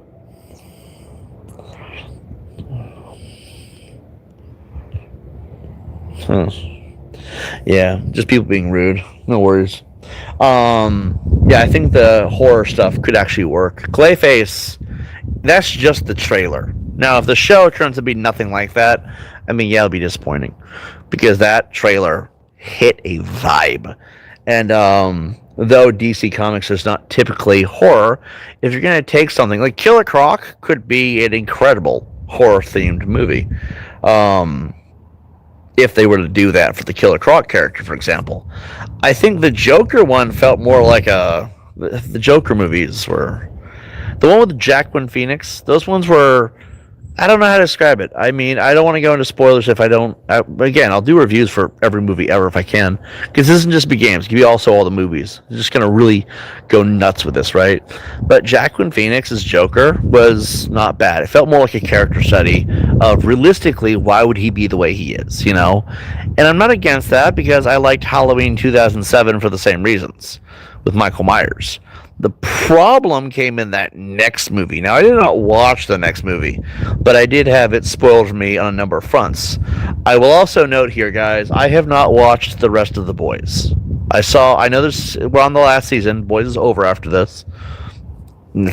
Big pissing me off moment right now, actually. But, and because it's end, right? But then I finished episode 3 of season 5, and there's like 5 episodes left. Maybe 6, I'm not sure. And all of the characters' storylines have been spoiled for me. Just because I opened YouTube, and when you're perusing through the Shorts tab or the homepage, there they all are. And I'm super irritated by that, but it doesn't really show for me, so I'm going to watch The Boys this coming week, and I'm going to do a review for the entire season as one big video. Just be aware of that, right? Let's see, are you talking about Stranger Things, Tales of 85? Yeah, that's the one I'm referring to. I'm still gonna watch that show, by the way. And look, I'm gonna be real with you guys. If Stranger Things Tales from '85 turns out to be really amazing, I will be doing a review for it. I already decided that this is gonna be this channel. This channel is live Let's Plays, discussion videos when I can't play things at the moment, and then we'll do reviews in the videos tab, and I'll do shorts where applicable. All my reviews will be any movie I see that I want to do, any movie from any part of time. I can do reviews from 1920s till now, whatever I want to do. Right? That's the vibe. Every video gets an in-depth look, okay? And I have to watch the movie to actually review it. Same with the games. I have to actually complete the entire game to review it. When it comes to Stranger Things Tales from '85, I'm going to watch it. I want to be able to experience it for myself rather than just the, ooh, this is what I heard and this is what I've seen about it. I want to know. And if it's good, I will let you guys know, because the one thing I don't like to do is lie to my audience. If I can see something for what it is, I'm going to tell you straight up, and if it's good, I'll be upfront with you guys. Note that if it's got spoilers in the video, I'll put that in the title, you know. So I'm going to watch it regardless, find out. I might do that this week, because I think I'll have time. I have plenty of time, actually. But yeah, the Joker one, I saw that. It looked a lot like a character study. It wasn't terrible, but, you know, there were things about it that I think, you know, just, it's weird when Batman's not in it. And it also kind of makes it weird because we also now, it's assumed the Joker could be literally anybody. And that's just not how that's supposed to work. But then again, maybe it is. It's just never really specified. It seems like not people who originally did this are dead. Let's be honest here, okay? But they have Joker 2. Now, again, I have not watched the Joker 2, but it was heavily spoiled. Heavily. Like, there might even be a point of watching it. I'm still going to at some point. I'm just really not invested to want to, right? But when you look at the Joker 2, it's one of the worst looking movies as far as referencing to the Joker you'll ever see. Because apparently it's a musical. Some Batman movie, am I right? There's no Batman. It's a musical. Harley Quinn is done in a weird way. The ending of the first movie apparently has no effect on the next movie.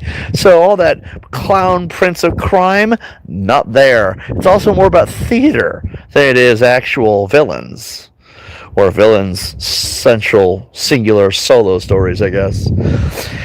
I have to watch this movie, apparently. Because I'm really confused. If it is this bad, it's going to say spoiler review, and I'm just going to go into, I'm going to become Angry Joe 2.0, I can tell. Yes, I'm going to let you guys know if it pisses me off. But anyway, find a place in the middle of the wilderness where I can just scream into the microphone. But anyway, apparently that movie was in no way anywhere near as decent as the first movie. And if that is truly the case, let's not ever have them do that again.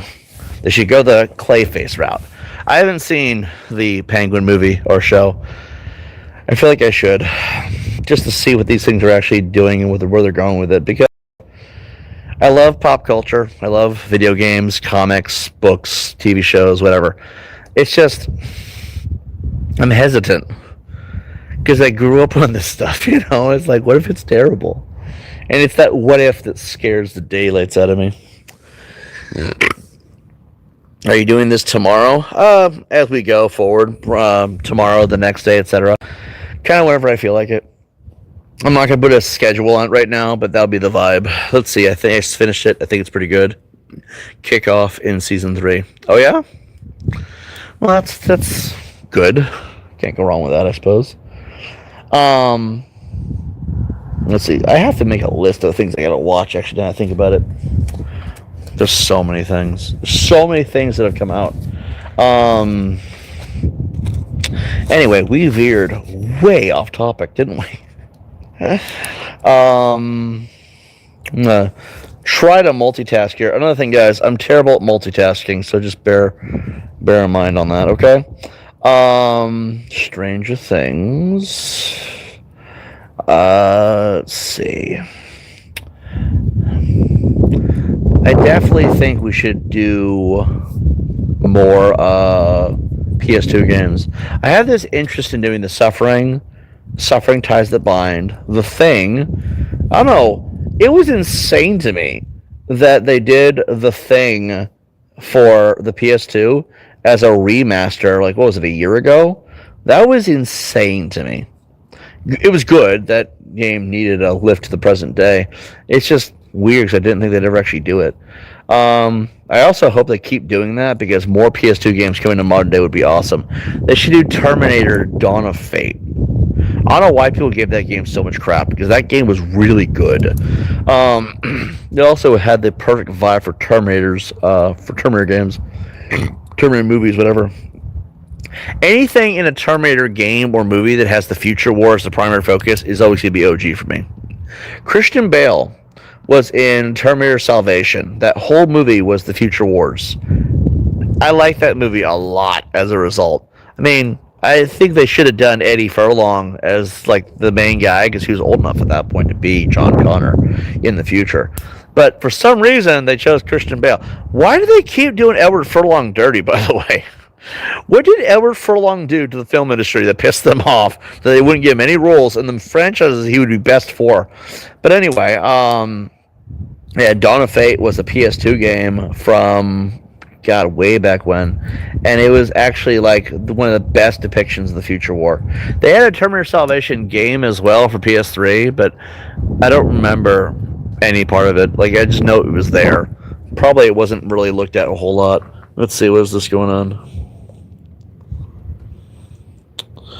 Let's see. Oh, there goes Todd Howard. Let's see, maybe pissed off the Holly Leeds in some way. Maybe. Much like I pissed off these guys keep coming here that are 5,000 alt accounts. I mean, at this point, I mean, at least they're subbing, right? You have the sub to comment. So if they're hateful stalkers, whatever you want to call them, want to sub and then do it, we could still just ban them. But, like, maybe that's what Edward Furlong did. He pissed off somebody to get the same treatment. Because you notice he did disappear from Hollywood for a while. What was the other one? Penguin, right? It wasn't just Stranger Things. Oh, The Boys. That should be at the top of the list, though. Season 5. Then there was Clayface. All the Clayface is going to be out for a while, it sounds like. Oh, there was something else. Anyway, hit that like button, guys. I'll best distracted. What did you say to retract? It's all good, no worries. So, yeah, I like that they had the thing game out. I think they need to do more of those, though. More PS2 ports. They need to do more PS1 ports, man. I don't know. That's what pissed me off at Xbox so bad, is that they decided out of the blue to just stop porting things. Giving up Hollywood, you can imagine what it was about. Yeah, Hollywood is horrible. Those are just disturbed people. But what was I going to say? They need to do more PS1 and PS2 ports, especially for PS1. They have, when they did Star Wars Episode 1, The Phantom Menace for PS1, ported to PS5, my shock and my level of joy. I love that game. We played it in full like a while back on another channel, and I was so like weirded out that they did it. Remember, it's like one of those moments where you're happy though, like you're excited to see them actually do something like that, because you want to see them put out games that we can enjoy, games that we'll like, games that we'll love, you know. And when they put out something like something that it brings back all that nostalgia and reminds you what it was like to play games back when things weren't always online, for example, it's nice, you know. They didn't change anything of the game too. Like you can go in Star Wars Episode 1 and you can kill all the Gungans. All of them. No exceptions. In the original game, you were able to kill the entire Gungan population. Men, women, children, all of them. All of them can go. They didn't change that in the new one, which is crazy, right? Because there's a big rule in video games. You cannot, you can't delete, minors. You just can't erase them from existence, is the way to put it, right? And I think that that's interesting because they didn't change that, and that's the one thing you think they would have changed. That game kept all the original aesthetics. It had all the original vibe. Even the boss battle at the end, sucking as bad as it did, was still there on every note that it was in the original. And I love that. I love that they did that. They need to do more things like that. They did the Siphon Filter games.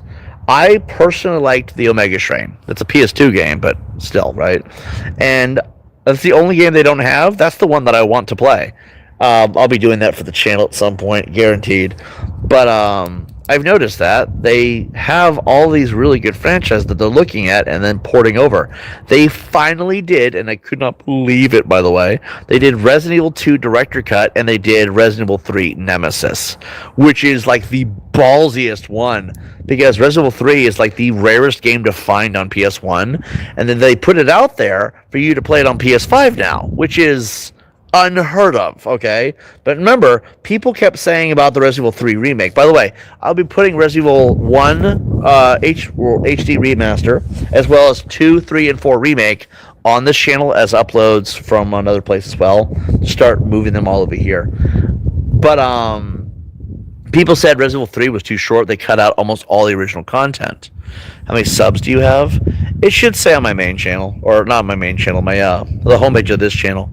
Just click on the channel name and it'll go to the front and it'll tell you. I think I have like 55, 56, somewhere there. But they said the Resident Evil remake was too short. They removed all the main stuff from the original game, right? Well, then they put out the Resident Evil 3 original game, and it looks like they didn't move anything. It's all the same thing, just like it was with Star Wars. And what blows my mind is you can actually see the difference of how much they removed, which is insane. Ew. Disgusting. Just keep banning the gross, disgusting people. I'm not going to sit here and let them just act stupid. A lot of it's for attention at this point. I just don't feel like feeding into it, but if you guys do see it, just don't respond to the stupidity. It's just not worth it. So, Siphon Filter sounds familiar. It's like a military game. I mean, that's the best way I can explain it. Like, I guess it's like The Division before The Division. I guess that's the best way to explain it. In The Division, you play as an agent trying to stop chemical warfare or terrorists, right? Siphon Filter's a lot of the same idea, and that's generally the idea. They have the first 3 games as they were. They have, I think it's called Dark Strain, maybe? Which Dark Strain heavily implies chemical warfare, right? So they have that one on the PS4, PS5, because PS4 has it too. Like, they're doing the PS4 community justice by saying if you can't get PS5 yet, you can play it here as well. Which I think that's good. It gives people a little bit of options to work with. But they have the Dark Strain game. I think it's Dark Strain. I could be wrong, but it's Siphon Filter, basically for Dark something. I think it's Dark Strain. They have not done the Omega Strain yet. And that's the only one that I want. It's okay. Yeah, I got an emulator for that. So, but they have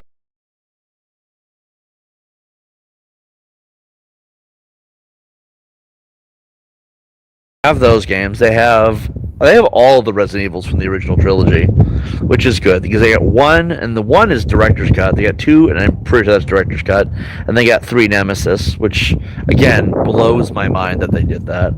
Nemesis, which again blows my mind that they did that. And then they got, let's see, what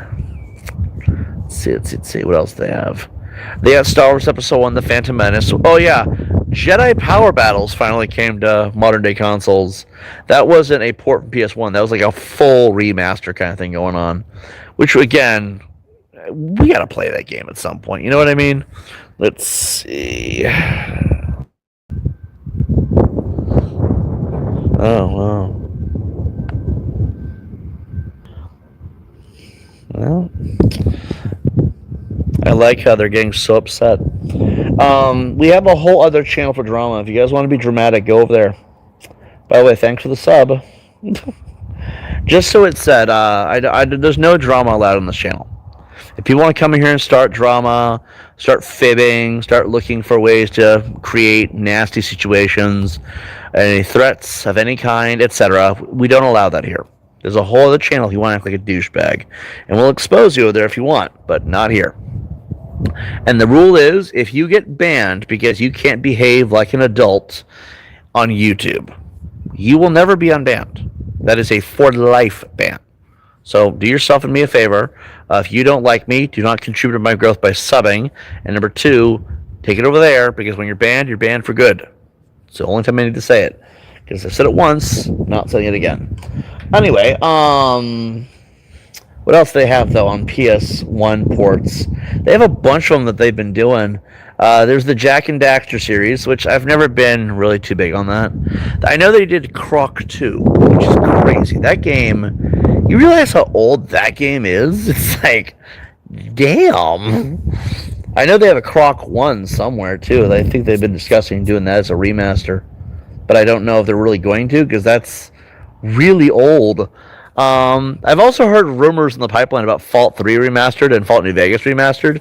I'm going to be 100%. I don't think they're doing a Fault New Vegas remastered. I don't think that they would. Because apparently they don't have any of the source code.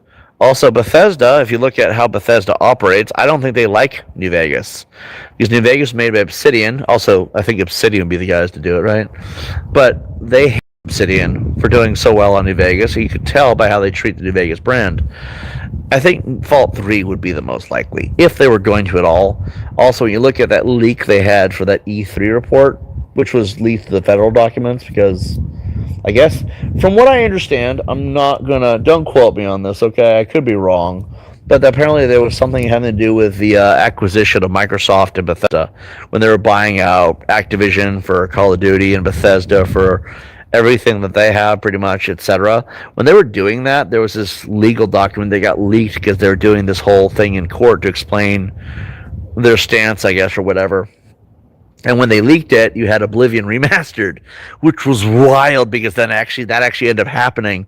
And then there was also at the very bottom of that leak, Fault 3 remastered, which was insane, because Fault 3 remastered, that'd be kind of a big deal considering we're not getting another Fault game for like about another 10,000 years. That's the general vibe, right? So, I don't see them doing a New Vegas remastered, but I can see the Fault 3 one being possible for a number of reasons. One, Fault New Vegas was never mentioned on the document, and if they were together, it would say both, right? Or at least in some way, one then the next. They didn't do that. Also, based on their current status of how they perceive, or at least behave towards Obsidian's Fault New Vegas, I don't think they're going to do it. Fault 3 is likely, but I have strong doubts about the other. If I'm wrong, I'll be pleasantly surprised though, right? I'm not banking too hard on Fault 3 either though, because I can see why they wouldn't do that. I mean, there's a number of reasons why. I mean, you'd have to outsource to another company, and then the company would have to actually finish it and stay intact. Games get canceled all the time, etc. And Bethesda is more likely to milk these games to the point of no return than actually give them long lifespans of new support, especially when the Oblivion remaster was kind of just dropped off the edge of the earth at one point. Let's see. What is going on here? Jesus Christ. Is it weird to anyone that guy came back under 5 to 10 different accounts just to act like a douchebag in my chats? Jesus Christ. Is he banned at least? Yeah? Okay, cool. No one gives a shit then. So, yeah, I think that they should keep porting things over, but Xbox cut off their backwards compatibility program.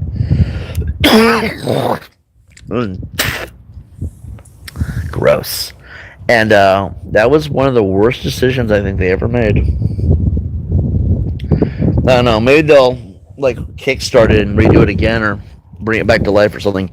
The backwards compatibility shit was so awesome. That's how we got Dead Space 1, 2, and 3. It's another game we have to play at some point, is Dead Space. I don't really know if I care about the second and third games, but that first game was not only there, but they also had it as a remaster / remake, and there's the trash truck again. Jesus Christ, those guys have been sitting over there just turning it back on and off. I mean, I know that they're smoking weed. I can still see that. I'm looking at them doing it too. It's and I'm not worried about that. It's just, here, let's just keep turning on the machine. Maybe it's because more of it is supposed to be cleaning them or something. I don't know, but why here? It's whatever. I'm in public. I'm not allowed to complain. Really, I'm not, right? So, let's see. I guess, I don't know. What else can we talk about? I discussed my thoughts on a bunch of movies. We talked about shows, hyped up stuff, games. I'm a big fan of the Fallout games. I've been binging the Ubisoft games because there's not a lot of Bethesda stuff out there. Starfield, I gave a whole written review for Starfield. Maybe I'll do that review. I'll just do a reading of it and then put some overlay. That'll be my Starfield review. We still should play it for the channel. But I'm going to tell you guys, that's the one game I don't want to play. Like, I could do Alien Isolation at some point. I used to have a PS1 emulator on my Mac way back in the day. That's what's up. That's what's up. I have one on my PC now, and I love it. I love that I can play all those old games on the fly whenever I want. I also have one for PS2. I've been looking for ideas on what I could do for an Xbox, like an OG Xbox one, because there was a game way back in the day that I wanted to play, WWE Raw, which, by the way, I gotta play through all the wrestling games here at some point. But WWE Raw was an OG Xbox game that was kind of the competitor to SmackDown. And they only did 2 games, and I always understood that they were supposed to be done really well, but I never got to experience them because at the time I did not have them, and then by the time I was able to get an Xbox, they didn't exist anymore. So it's like emulators kind of give me a way in to be able to do that, and I'm hoping that they do have them on the emulators, or at least I can find one that's reliable to do it. Let's see. Again, I hope this new lady at Xbox takes us back on the right track. Again, my default right now is still Steam. Oh, yeah? Let's see. Ooh, jeez. But anyway. Yeah, I don't want to play Starfield. That was the original thought there, right? I could play Alien Isolation. I just am very inclined to not want to because it's a very intimidating game. I like the Alien franchise, and there's very few times where Alien is actually scary. Alien Isolation actually does rub me the wrong way, so I delay playing that thing as much as I can. Someday I'm going to run out of games to play. There won't be new games being made. We'll have no choice. That's when we'll play it. Starfield, I just don't want to. That's like the only game I can think of where I genuinely just don't want to play it. Because Starfield's boring. Like, how do I say this? I'm trying to do this delicately because I know that my mouth tends to flap off the gums with harsh language. But, like, that's just how I am. Starfield is boring. It's really, really boring. Like, boring to the point where almost anything outside of it is entertaining. I could watch paint dry and have fun. Play Starfield? I'm bored within a half hour. I thought mod support would make that game feel more alive. I thought they would do more with mod support, and they didn't. Starfield is one of the biggest disappointments since Fallout 76. You know what's crazy about that? I could go play Fallout 76 solo, beat everything, get the Platinum Trophy, and all other trophies, mind you. And somehow, that game is boring. But it's nowhere near as boring as Starfield. Starfield's now on PS5. You know what's insane to me? Starfield when it came on Xbox was a flat $70. If you want to get the expansion to Shattered Space, it was going to be $100, I think, because $30 for a DLC that gave us nothing. A good story? No. Good characters? No. Awesome gameplay mechanics or new gameplay mechanics? No. Anything new to add on to the non-existent story? No. No. Any kind of cybernetic warfare? No. Shattered Space was a disgusting letdown. But here's the problem, right? The game was $70 for the base game, not including that DLC, on Xbox when it came out. If you include that DLC, $100. They called that, quote-unquote, premium edition, okay? First of all, eat my entire ass that was not premium. BS. Like, 3 years have passed. That game came out in 2023. It does not feel like it did. 3 years later, they released Starfield on PS5. It comes out at $50, and when they did, Xbox's edition dropped as well. Why is it $50 now? This is supposed to be the better version, by the way. Nope. They lowered it because the PS5 version was no different on any level. I'm not expecting new storylines. I'm expecting, does it work better? No, it doesn't. It's still just low-tier quality crap. And then you look at the DLC. They still have the audacity. as in that lunatic, Todd Howard, has the audacity to sell Shattered Space for $30 still, though. That DLC is not worth $5. If you guys pay anything more than $5, or if you're not getting it for free, you're wasting your money. I know this because I've watched people play the entire playthrough, and watching the entire playthrough, knowing it's boring already, it's about the same. It's like watching a movie. You still get what you're coming for, right? Do not buy a Shattered Space for $30. It will never be worth your money at that rate. It's so disgustingly bad. It's just why, okay?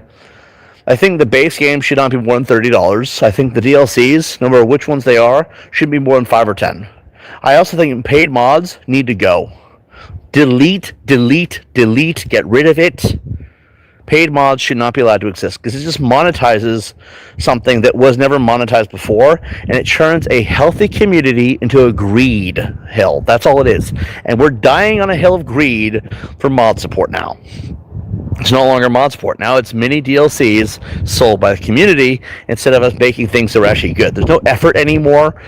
Mod support is terrible, and now it's killed that off. Todd Howard destroyed the franchise. This is why I have no faith for mod support on Elder Scrolls 6 or even Elder Scrolls 5 anymore. Because it used to be good. So now, that's what I would say. Don't pay more than you have to. In fact, if you can get it for free, if you can, do so. Have someone gift it to you who's rich, or find a way to have like a cheap way to get a key for Xbox or PC or somehow PS5. Those are better options. The DLC, if you can get it as cheap as humanly possible, if not free, I would do it that way. This, whatever you want to call it, just don't pay $30 for it. It's disgustingly bad DLCs. The Terran Armada one, I heard, was no better. Now, again, that one I haven't watched nothing for, but I've heard enough, right? I know enough of this franchise to know. I was invested in Starfield. I'm like, this is going to be Skyrim meets Fallout in space. There's the trash truck again. And it was a major letdown. I was absolutely disappointed. And I don't think I've ever... Let me clear the air on this. I've never been that disappointed. That has never been the case for me. When WWE 2K20 came out, it was a broken, jumbled mess, but you knew there was hope on the horizon. This one, not the case. And I can't promote something I know was that bad. In fact, I think Starfield is the first and last of its kind. If there's ever another Starfield game, I will eat my own boots. I mean that. Anyone, please make a short clip or take mental note and call me out later. Because if they make a Starfield 2, I'm going to take these boots, which are dirty and disgusting, and I will eat them. I don't know how we're going to do that when the time comes, but I'm pretty confident I'll be okay. Because there's just no way. It's like any other franchise. When it's a dead-on-arrival kind of thing, they're not going to do it twice. I should be fine, right? But no, Starfield was bad. I'll do a review for it, for what I have played. I don't really want to play it again, though. If you guys want to put 100 hours into it for a stream series, let me know. I just don't see that being popular demand. It was that bad. I mean, maybe I can crap on it the whole way through and they'll make it work, but I don't know, man. It was just bad. Everyone's so excited for it, and we wound up, then we play it, and it's so underwhelming. Underwhelming is an understatement in of itself. I mean, okay, you have this game where you go to the far reaches of space, the entire galaxy, the thousands of planets, literally thousands. 95% of those planets are barren rocks. All the bases on those planets are copy and paste of every other base, with enemies in the same positions across the entire galaxy. First of all, pardon my language here, but what the fuck? That is not... No, that's not acceptable. It's the laziest thing I've ever seen. You have the star travel, right? No Man's Sky came out in 2012. You fly to the planet, through its atmosphere, and you physically land it yourself on the planet. I don't want to hear this BS that technology doesn't exist. Because then Starfield comes out, you have 500 loading screens. Including when you get to the planet, you need to go into a loading screen to land on the planet, and you can't even fully explore. No Man's Sky is insane. Because that planet just goes on and on. There's no loading screen to the next area of the map. You land on a planet, you go to the edge of that section, you have to go on your ship, re-land, and there's a loading screen to keep exploring. What the fuck? Okay, this is the problem. But then, even that, there's a loading screen. You get on the planet, off the planet, go from area to area. The areas are not that big, by the way. And that whole planet is nothing. Rocks. You can't pick up the rocks either. That is bull, okay? Then you add in mod support. Let me really just shine your shoes here if you get my drift. You add in mod support. Now the game is literally Star Wars. It's still boring. Like, how do you make Star Wars modded into a game like that boring?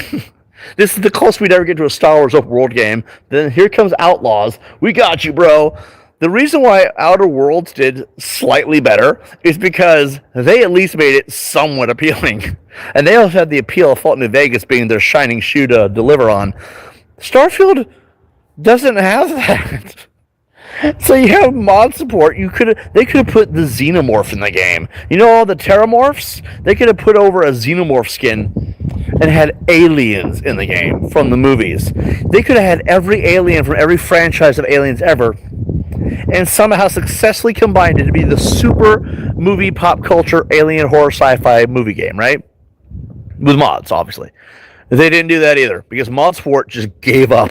They're like, Todd Howard made it so everybody has to pay for this stuff, and not only do these things not really sell well, but also there's no effort anymore. That killed that as well. The whole thing, there was so much wrong with it. The villains, there really is no villains, but there's also no end game. Also, spoiler alert, you finish the game by getting to the certain point, and then you just enter the multiverse and keep recycling the same game over and over again with minimal changes to the very end. So when you get to that room at the end, each time you get there, it's a slightly different thing. It's always something stupid too. People actually would play thousands of hours just to see all the stupid endings and then everybody else the hassle. And it was so bad. It was so underwhelmingly bad. It was like, I don't know how they'll ever recover from that.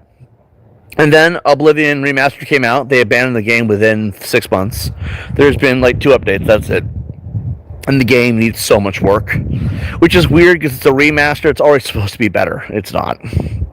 And then we started realizing horrifically bad things about the original game that they've brought into the new game.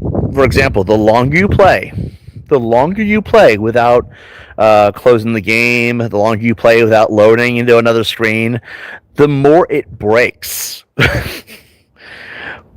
And you see the universe around you crippling itself in real time in the game, which is why I kind of gave up on it, because it was just that broken. Because I play and I just don't really, I avoid as many blockades of gameplay as I can, because I just want to play, you know, fuck the doors, fuck the loading screens. If I can just go forward and just go nuts in that open world forever, I will try. That's what I love about Ghost Recon, you know. But then you have this situation where the longer you play, the more it's actually, the universe is falling apart. And then what happened here is it's created a ripple in the space-time continuum, if you will, because then I start seeing it in Fallout 4. How? I don't know how it got that far into the future, man. Because then Fallout 4 is breaking in real time. We're like, let's try this out. And D-Chat, I know you remember that. Okay? Oh yeah, they put Doom into the game. It still couldn't work. That was... Wow, by the way. That mode was halfway decent. It still didn't save the game. Well, we got 5 hours of gameplay, maybe. I don't even think it was that. I think it was like 2 hours tops. And it still could not save Starfield. But anyway, this ripple effect would then go to Skyrim. And then you see it in Skyrim, too. The only game that's doing well right now, their franchises, is Skyrim, by the way. Because Fallout 4, they gave it an update, it shattered everything. You can't access DLC now. Ever again. Oh, now you can, but now the base game doesn't load in. Oh, now you play it, everything just falls apart on you. Oh, now mods will never work ever again. Those mods are still broken, by the way. Then there's the Creation Club stuff. Oh my god, Fallout 4 was affected by Oblivion so damn bad, and that also was affecting Starfield, I noticed. Bethesda should not be allowed to touch anything anymore. Let's get that asshole Chris Avalon over here. He's not an asshole. He's a goddamn legend. Get him over here and have him fix it. Todd Howard, take a seat. That should be the vibe. Because this is stupid what Starfield was. And then there was other things too, right? Let's see. Oh my god. Bethesda wrecks everything it touches. Hell, Earth is a barren rock.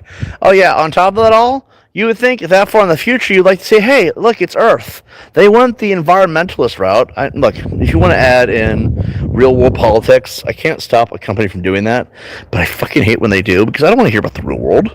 You guys are probably like me, I would imagine, right? You play video games to forget about what's going on in real life, because that's the point of video games. It's an escape. It's a fantasy. You play the game so you could be somebody else. I choose not to have a life. You've chosen to live many. The point of every gamer, right? And we're playing this game, we have to hear about how, global warming. God damn it, Todd Howard.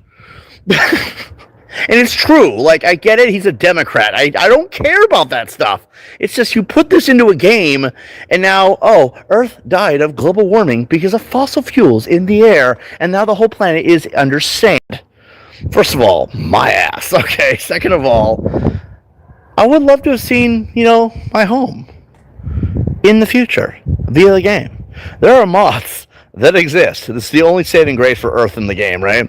There are mods that exist that give it life again. Oceans and forests and some animals. But that's it. It's no cities or anything. I'm not expecting Microsoft Flight Simulator level graphics, okay? With a detail like that. I'm just saying, it should be better than this. If you're going to create a game for damn near 20 years, and it's your life's goal to make this game, it's the dream game, and you basically ripped off NASA while making it as boring as humanly possible, no one's going to want to buy it. But anyway, Earth is a barren rock. You landed in Michigan, the game, there was nothing. There was nothing at all. Just a sandy hill. I was like, that could be my hill someday. It was stupid because when I was playing the playthrough, I thought about charting Michigan into my home base in the game, but then when you're on Earth in the game, there's also no resources. Like, at all. You have like one rock every 300 meters. And then remember, these are squared off areas that you have to land and then re-land to get to the next area of the... You can't just walk forever. It's not a thing on any planet. So, yeah, fuck that. You know what I mean? I was thinking, wait, so Starfield and Fallout are in the same universe? Earth really is a wasteland? Yeah, that was another thing, too.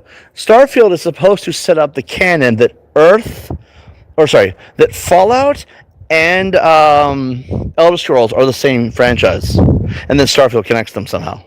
That's supposed to be the established lore now. Because of the Nern route, right? And then Fallout, global warming, nukes affected the ozone, I guess, to some extent. They didn't really specify that shit. And then somewhere out in the universe is Nern, which isn't in Starfield, I've noticed. I think Elder Scrolls Online did a better job of world building than this game did, and Elder Scrolls Online didn't have as much time. Which is insane. Like, I don't even know who had the idea to do this BS. But anyway, Starfield is probably the story of how the Enclave created all four colonies while Earth just got nuked. They put Doom in Starfield. It was still bemusing. Yeah, that was the one that got me. Doom was fun, to some extent.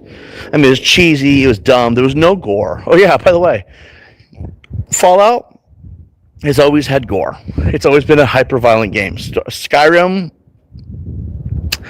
That's the reflex kicking me right now. In all the Elder Scrolls games, there's some level of beheadings or gore, okay? Here comes Starfield, M for mature. Rate M for mature for violence, blood, and gore. There's no gore. There's one scene where someone explodes, and it's a scripted moment. You can't actually do it yourself. Which is the fun of it, right? Like, I would like to blow off someone's head in zero gravity and just poke the giblets as they float across the space station. You can't do that. There's no gore in the game. At all. So here comes the Doom DLC, which is like a Creation Club crap thing, right? And it was crap at the end of the day. There's no gore. You just have these copy and paste from that particular with skeletal fragments of some kind of weird alien race, and you're playing the Doom character. Well, no, actually, I take it back. You're playing as your own character who finds the Doom costume, because now they brought Doom into the franchise and crossed that over as well, which makes no sense. I mean, unless Doom is now canon to Fallout and Skyrim, but then you just create a shared universe that no one asked for, right? So you have the Doom character, you wear his outfit, his giant frickin' laser sword, which is fine, and you're slicing spider aliens, which, to be fair, had some appeal aside of the fact that you couldn't actually slice anything. And then you're done in like 2 hours. Probably the dumbest story I've ever seen, by the way. Like, it's not even a story. It's like you just go through a little dungeon, pretty much, right? It didn't say Starfield at all. If anything, it just made you realize how little we were getting. And I was extremely disappointed. And I don't think I will ever look at Starfield. That's why I don't want to play Starfield. That's a lot of dialogue to specify that Starfield's not worth our stream time here. If you guys really want it, I want to see at least half my subs say they want it. That will be my rule. That means half of whatever the sub count is at whatever point in time. If you guys can catch up to half the subs we have and say Starfield, then we'll do it. I'm not doing fucking shit else though until that happens, because I'm not doing that game otherwise. That game just doesn't feel fun. If you guys want it, I'm sure I could make it fun, but like, that's my rule. Half of the sub count. So if we get to 1 million and you guys still haven't asked, oh well, that's the rule. Because Jesus Christ, that game is so bad. Just bad. Disgustingly terrible. I wanted to do the trophies for that game on PS5 until I found out how bad it was. It's just like Xbox, just as broken, just as boring, nothing good, and the mods cost more now. No, okay. Speaking of which, Bethesda also neutered the OG Doom, changed assets in their Doom trilogy release. Are you serious? Imagine being the Doom Slayer, you just had your nads snipped off. Damn, so they didn't even take the opportunity to cross over with Fallout. At least that would be kind of cool. If not lazy and convenient, but it would have been at least made sense. But no, climate. Yeah, really. Hey man, what's up? How you doing? That was generally that's what they say the canon's supposed to be. And I don't know, because at this point, do I dare go look? Like, I love Fallout. Fallout will always be my favorite game of all time, specifically Fallout New Vegas, which, by the way, was not made by Obsidian. Oh, was not made by Bethesda. It was made by Obsidian. Obsidian were the people who knew what they were doing. But unfortunately, it just hasn't been the same. Like, Fallout 4 was really good, too, when you added mod support in, because mod support was at its prime for console mods. They ruined it. They really did. I believe the timeline was they acquired Fallout, and they had just done Oblivion in 2006. So they decided to put out Fallout 3, right? Fallout 3 had a good game. It was a really good game. Then you had your DLCs for Fallout 3, which were also really appealing. Then they wanted to capitalize on the Fallout franchise back when they were intelligent, and they created Fallout New Vegas. They had Obsidian do it. They complained the whole time, but it got done, and it was really well done. I think Obsidian did a better job, if anything. It reached more to the original feel of the OG games, but in a 3D open environment. Most people could not do that in 10 months, by the way. They did. Obsidian were the guys. That was in 2010. DLCs went out for over 2 years. In that time frame, Skyrim happened. That was the last good game, in my opinion, that they made, without the need of DLC to make it, to carry its weight. Skyrim was a fun game, lots of appeal to it, very open world, lots of things to do, sometimes repetitious, sometimes cheesy and clunky, but for the most part, a really, really good game. The last of its kind, in fact. Then you had a few years later, there was Fallout 4, which had a terrible main story. The writing was terrible, but the mod support really picked it up in a way that was surprising, and as a result, it was still fun to play no matter what. I think there was severe problems with the creative development team. There was some issues with the way they designed it. Unlike older games where you could just find something and just continue off from what you found, like in Fallout 3, for example, you don't have to find your dad, or you don't have to. Go through the process of figuring out where your dad's at. You can just go right to where he's at if you knew where he's at. Where Tranquility Lane is, you can just go straight there. and then that's where the story will just keep going. You just chop out the middleman like Galaxy News Radio. You can skip that. That is the thing. In Fallout 4, you can't, because the whole thing with Fort something, I don't remember what the name was, Fort Knox or something. I don't remember off the top of my head. It's over in the top part of the map, right? You can technically find that location. You just can't skip the story. You'd have to go back to wherever the story is and follow the storyline as intended, and then go back there regardless. It's kind of like you're not allowed to skip around, I've noticed, even if you find things early, which takes away from the aesthetic that Fallout 3 had. That's why Fallout 3 is designed better, because it adds more gameplay. You would have the reason to go back for the achievements, if nothing else, and they don't allow that. They say you have to do it our way. Like, they put this stupid plank board in front of the entrance to the fort, and it's like, it's not going to be there later, so who took it down later? Now you've left a plot hole here, Anyway, Fallout 4 was a thing. It needed work, but mod support was at its prime. It was the best of its years, and I think it would probably be the best we'll ever get. Then after that, they decided, for whatever reason, Skyrim Remastered. This was the beginning of Skyrim being on everything, including the Alexa, which is insane. They had a Skyrim playable on a fridge at one point, which didn't last long, as you can tell, but it was still funny as hell that they tried. Then they had Fallout 76, which was the complete collapse of the Fallout franchise. There's not been a Fallout game since, which is the biggest kick in the nards we'll ever get, because that's just horrible. It was also multiplayer, heavily repetitive, and nothing made sense canonically. They did eventually add in this thing where there was a computer that explained, it's all a simulation. It's basically Tranquility Lane, which is the only way for it to be canon now, because otherwise it makes no sense.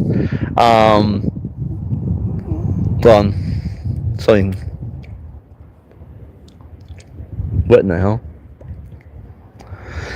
Anyway. Then after that, there was Oblivion remaster. No, after that, there was Starfield. The biggest letdown by far, and probably the death of Elder Scrolls 6, or at least foreshadowing. I don't need to go into that again. And then there was Oblivion Remastered, which was a broken jumble of garbage. And yes, it looks good. Doesn't look good enough, though. And that's it. Now we're sitting here waiting for Elder Scrolls 6, and if we get it, I'm going to be crying, I'm pretty sure. Let's see.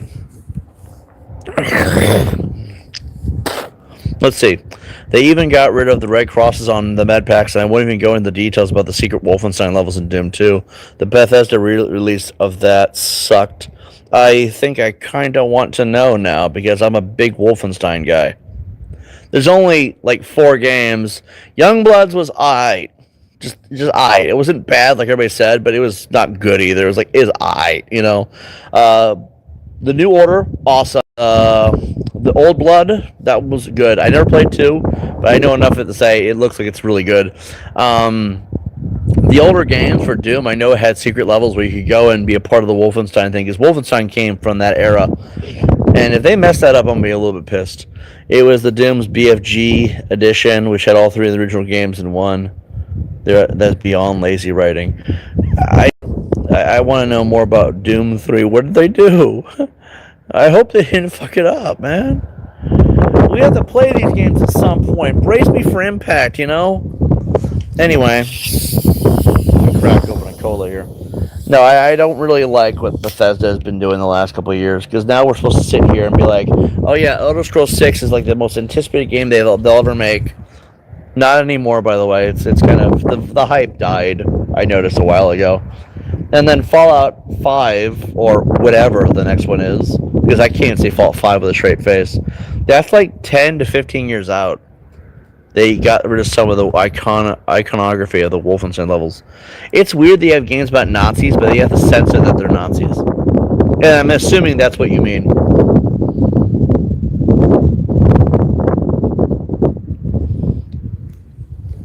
I don't understand why they do that. Like, I've noticed that there was a they pulled this BS with GTA, the definitive edition. So here's another thing I never really liked. Now, I was smart. On PS4, there was 2 different releases of older games. You had GTA 3, San Andreas, and Vice City in the I guess they just called it the collection. I think that's what it was called. And it was straight from PS2 to PS4 port. That's generally it. You can play it on PS5 if you still have it. And I did. I paid for this trilogy. I still have it. Therefore, I will never waste my money, like some people did, on the definitive edition, which came later. Anyway, later on came the definitive edition, which is the same 3 games, except they supposedly made them better. GTA 3, San Andreas, and Vice City. They removed the over-the-city smoke, which removed a lot of the depth perception that made it work. So now it's like, oh, now it looks really stupid.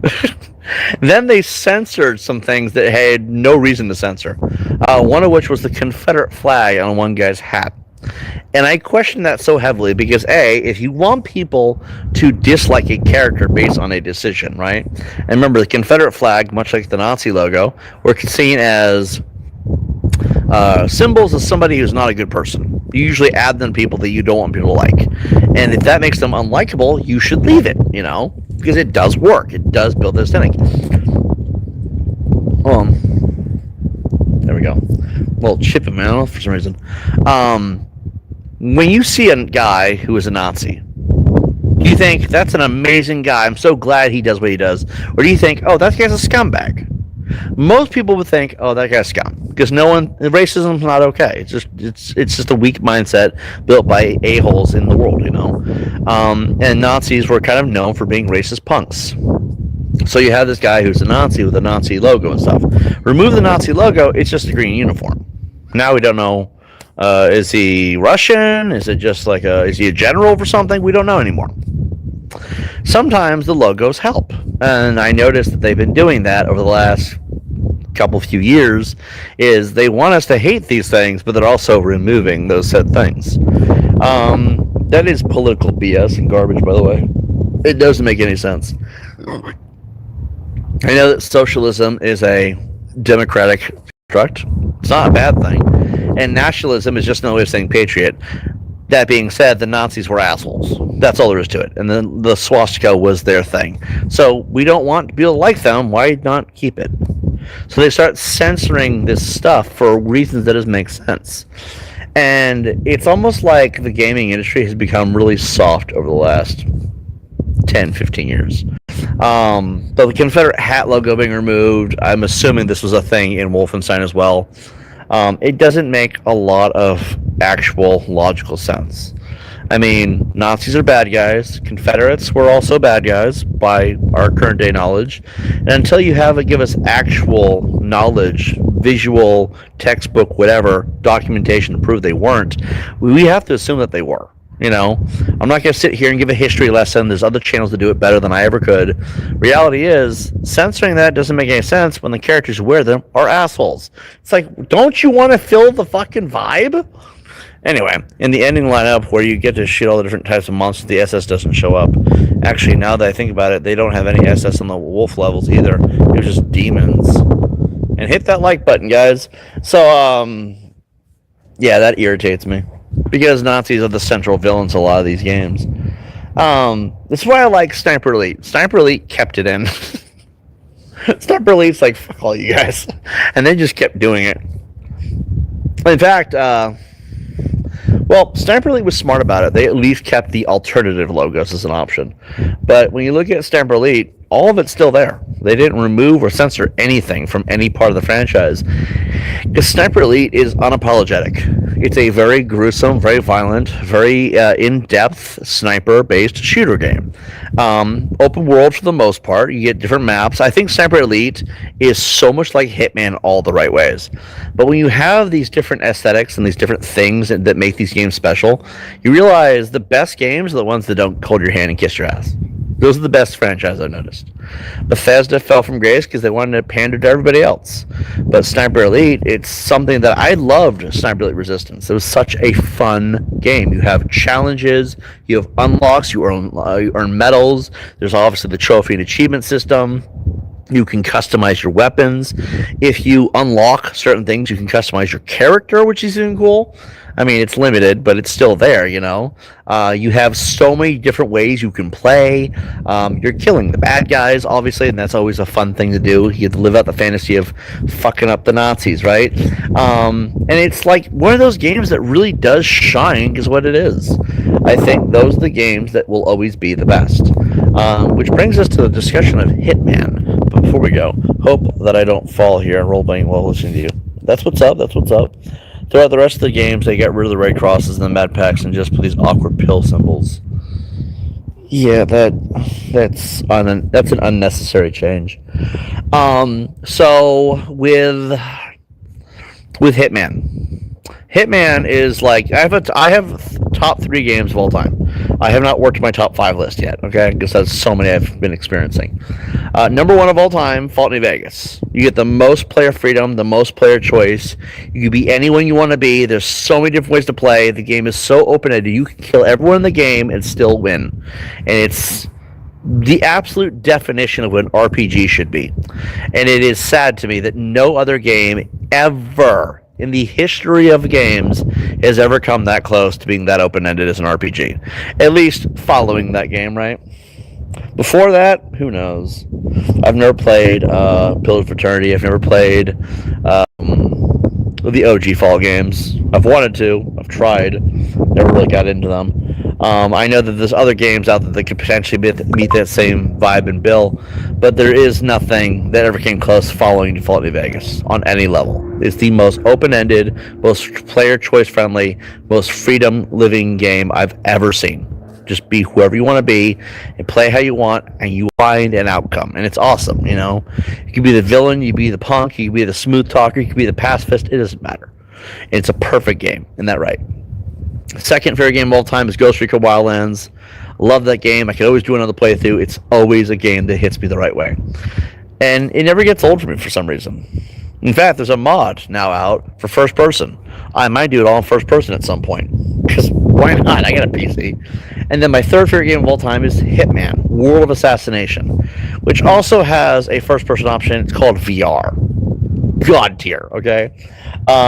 I loved Hitman VR. I love Hitman World of Assassination. I love that whole franchise. If it was not for World of Assassination, I would never have picked up Blood Money or Absolution. Games are also freaking amazing. And we'll be playing them for this channel at some point regardless. I might do the PC one here. I've already got all the achievements on PC, Xbox, and PS5. That's how insanely overboard I went with this. My acid reflux is kicking in so bad right now. But I love Hitman. It's one of those franchises that just really, really takes you to a different place. You can go all over the world, and these mini maps are, well, not mini maps, they're still pretty extensive in their own right. Everything's a weapon, and you have to go there, and your objective is to kill a bad guy. And it's always something. You got the cartel, you got the elites, you got the drug dealers. There's always something, right? There's all kinds of stuff. And you have to go there and kill you can go kill from either one person, or if you're using the custom maps, you can kill everyone on the map. And it's something that just hits different. I've always loved these games. They're basically, look guys, they're murder simulators, if we're being honest, okay? But they're the perfect game in that aspect, you know? There's challenges, there's unlocks, there's things to find. It's so many unique ways of getting the mission completed. I love that. I love Hitman. They now have this new thing called Freelancer, where you basically go and there's a wall that you have to fill up with all your weapons. You earn mercies now, and mercies are like the currency for the game to get more stuff. And you just go and you keep that process going of taking down syndicates of criminals. You're basically like a vigilante after a point. What I love about it, what I do think is interesting, is that there's so much they can still improve on, yet at the same time it's still amazing. I do think that if they were going to have made any changes to the base game, they should have required you to have mercies to unlock the things you unlock. Like, yeah, you'd have the unlock requirement. Like, let's say you have to do this challenge to unlock this gun, for example, right? I think you should have, because the stealth mechanics have no point.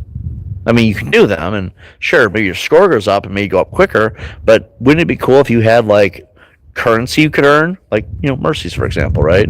And you could use them to unlock that gun officially. Yeah, you have the unlock requirement, but now you have to get the gun because, I don't know, there's some black market trader who supplies the agency with the weapons that they have for later use in missions. I think that would make sense, because then it would have the currency from the older games in the current new game, and I think that'd be cool, Which reminds me of a horrifying piece of information. Tomorrow is a big deal, and I'm going to miss it tomorrow. I already know this. 007 First Flight comes out tomorrow. I'm going to miss it. I know I'm going to, because I'm still kind of on my road trip, and we're a little bit farther away from home than we were planning. I might miss it by at least a few days, too. I also am a little bit tight-lipped on money because I've had to pay for gas on the side, too. Remember, real life should always come first. But I'm going to try to get it soon. I don't know. If I miss the first couple of months, I'll miss all the bugs and stuff. Or if it's a really bad game. But that's coming out tomorrow. And I'm probably going to miss that one. I didn't want to, but things got in the way in life. Let's see. That's what politicians like to call them. Joseph Lieberman, Tipper Gore, particularly. Might not be my favorite YouTuber in the world. Well, I appreciate that, man.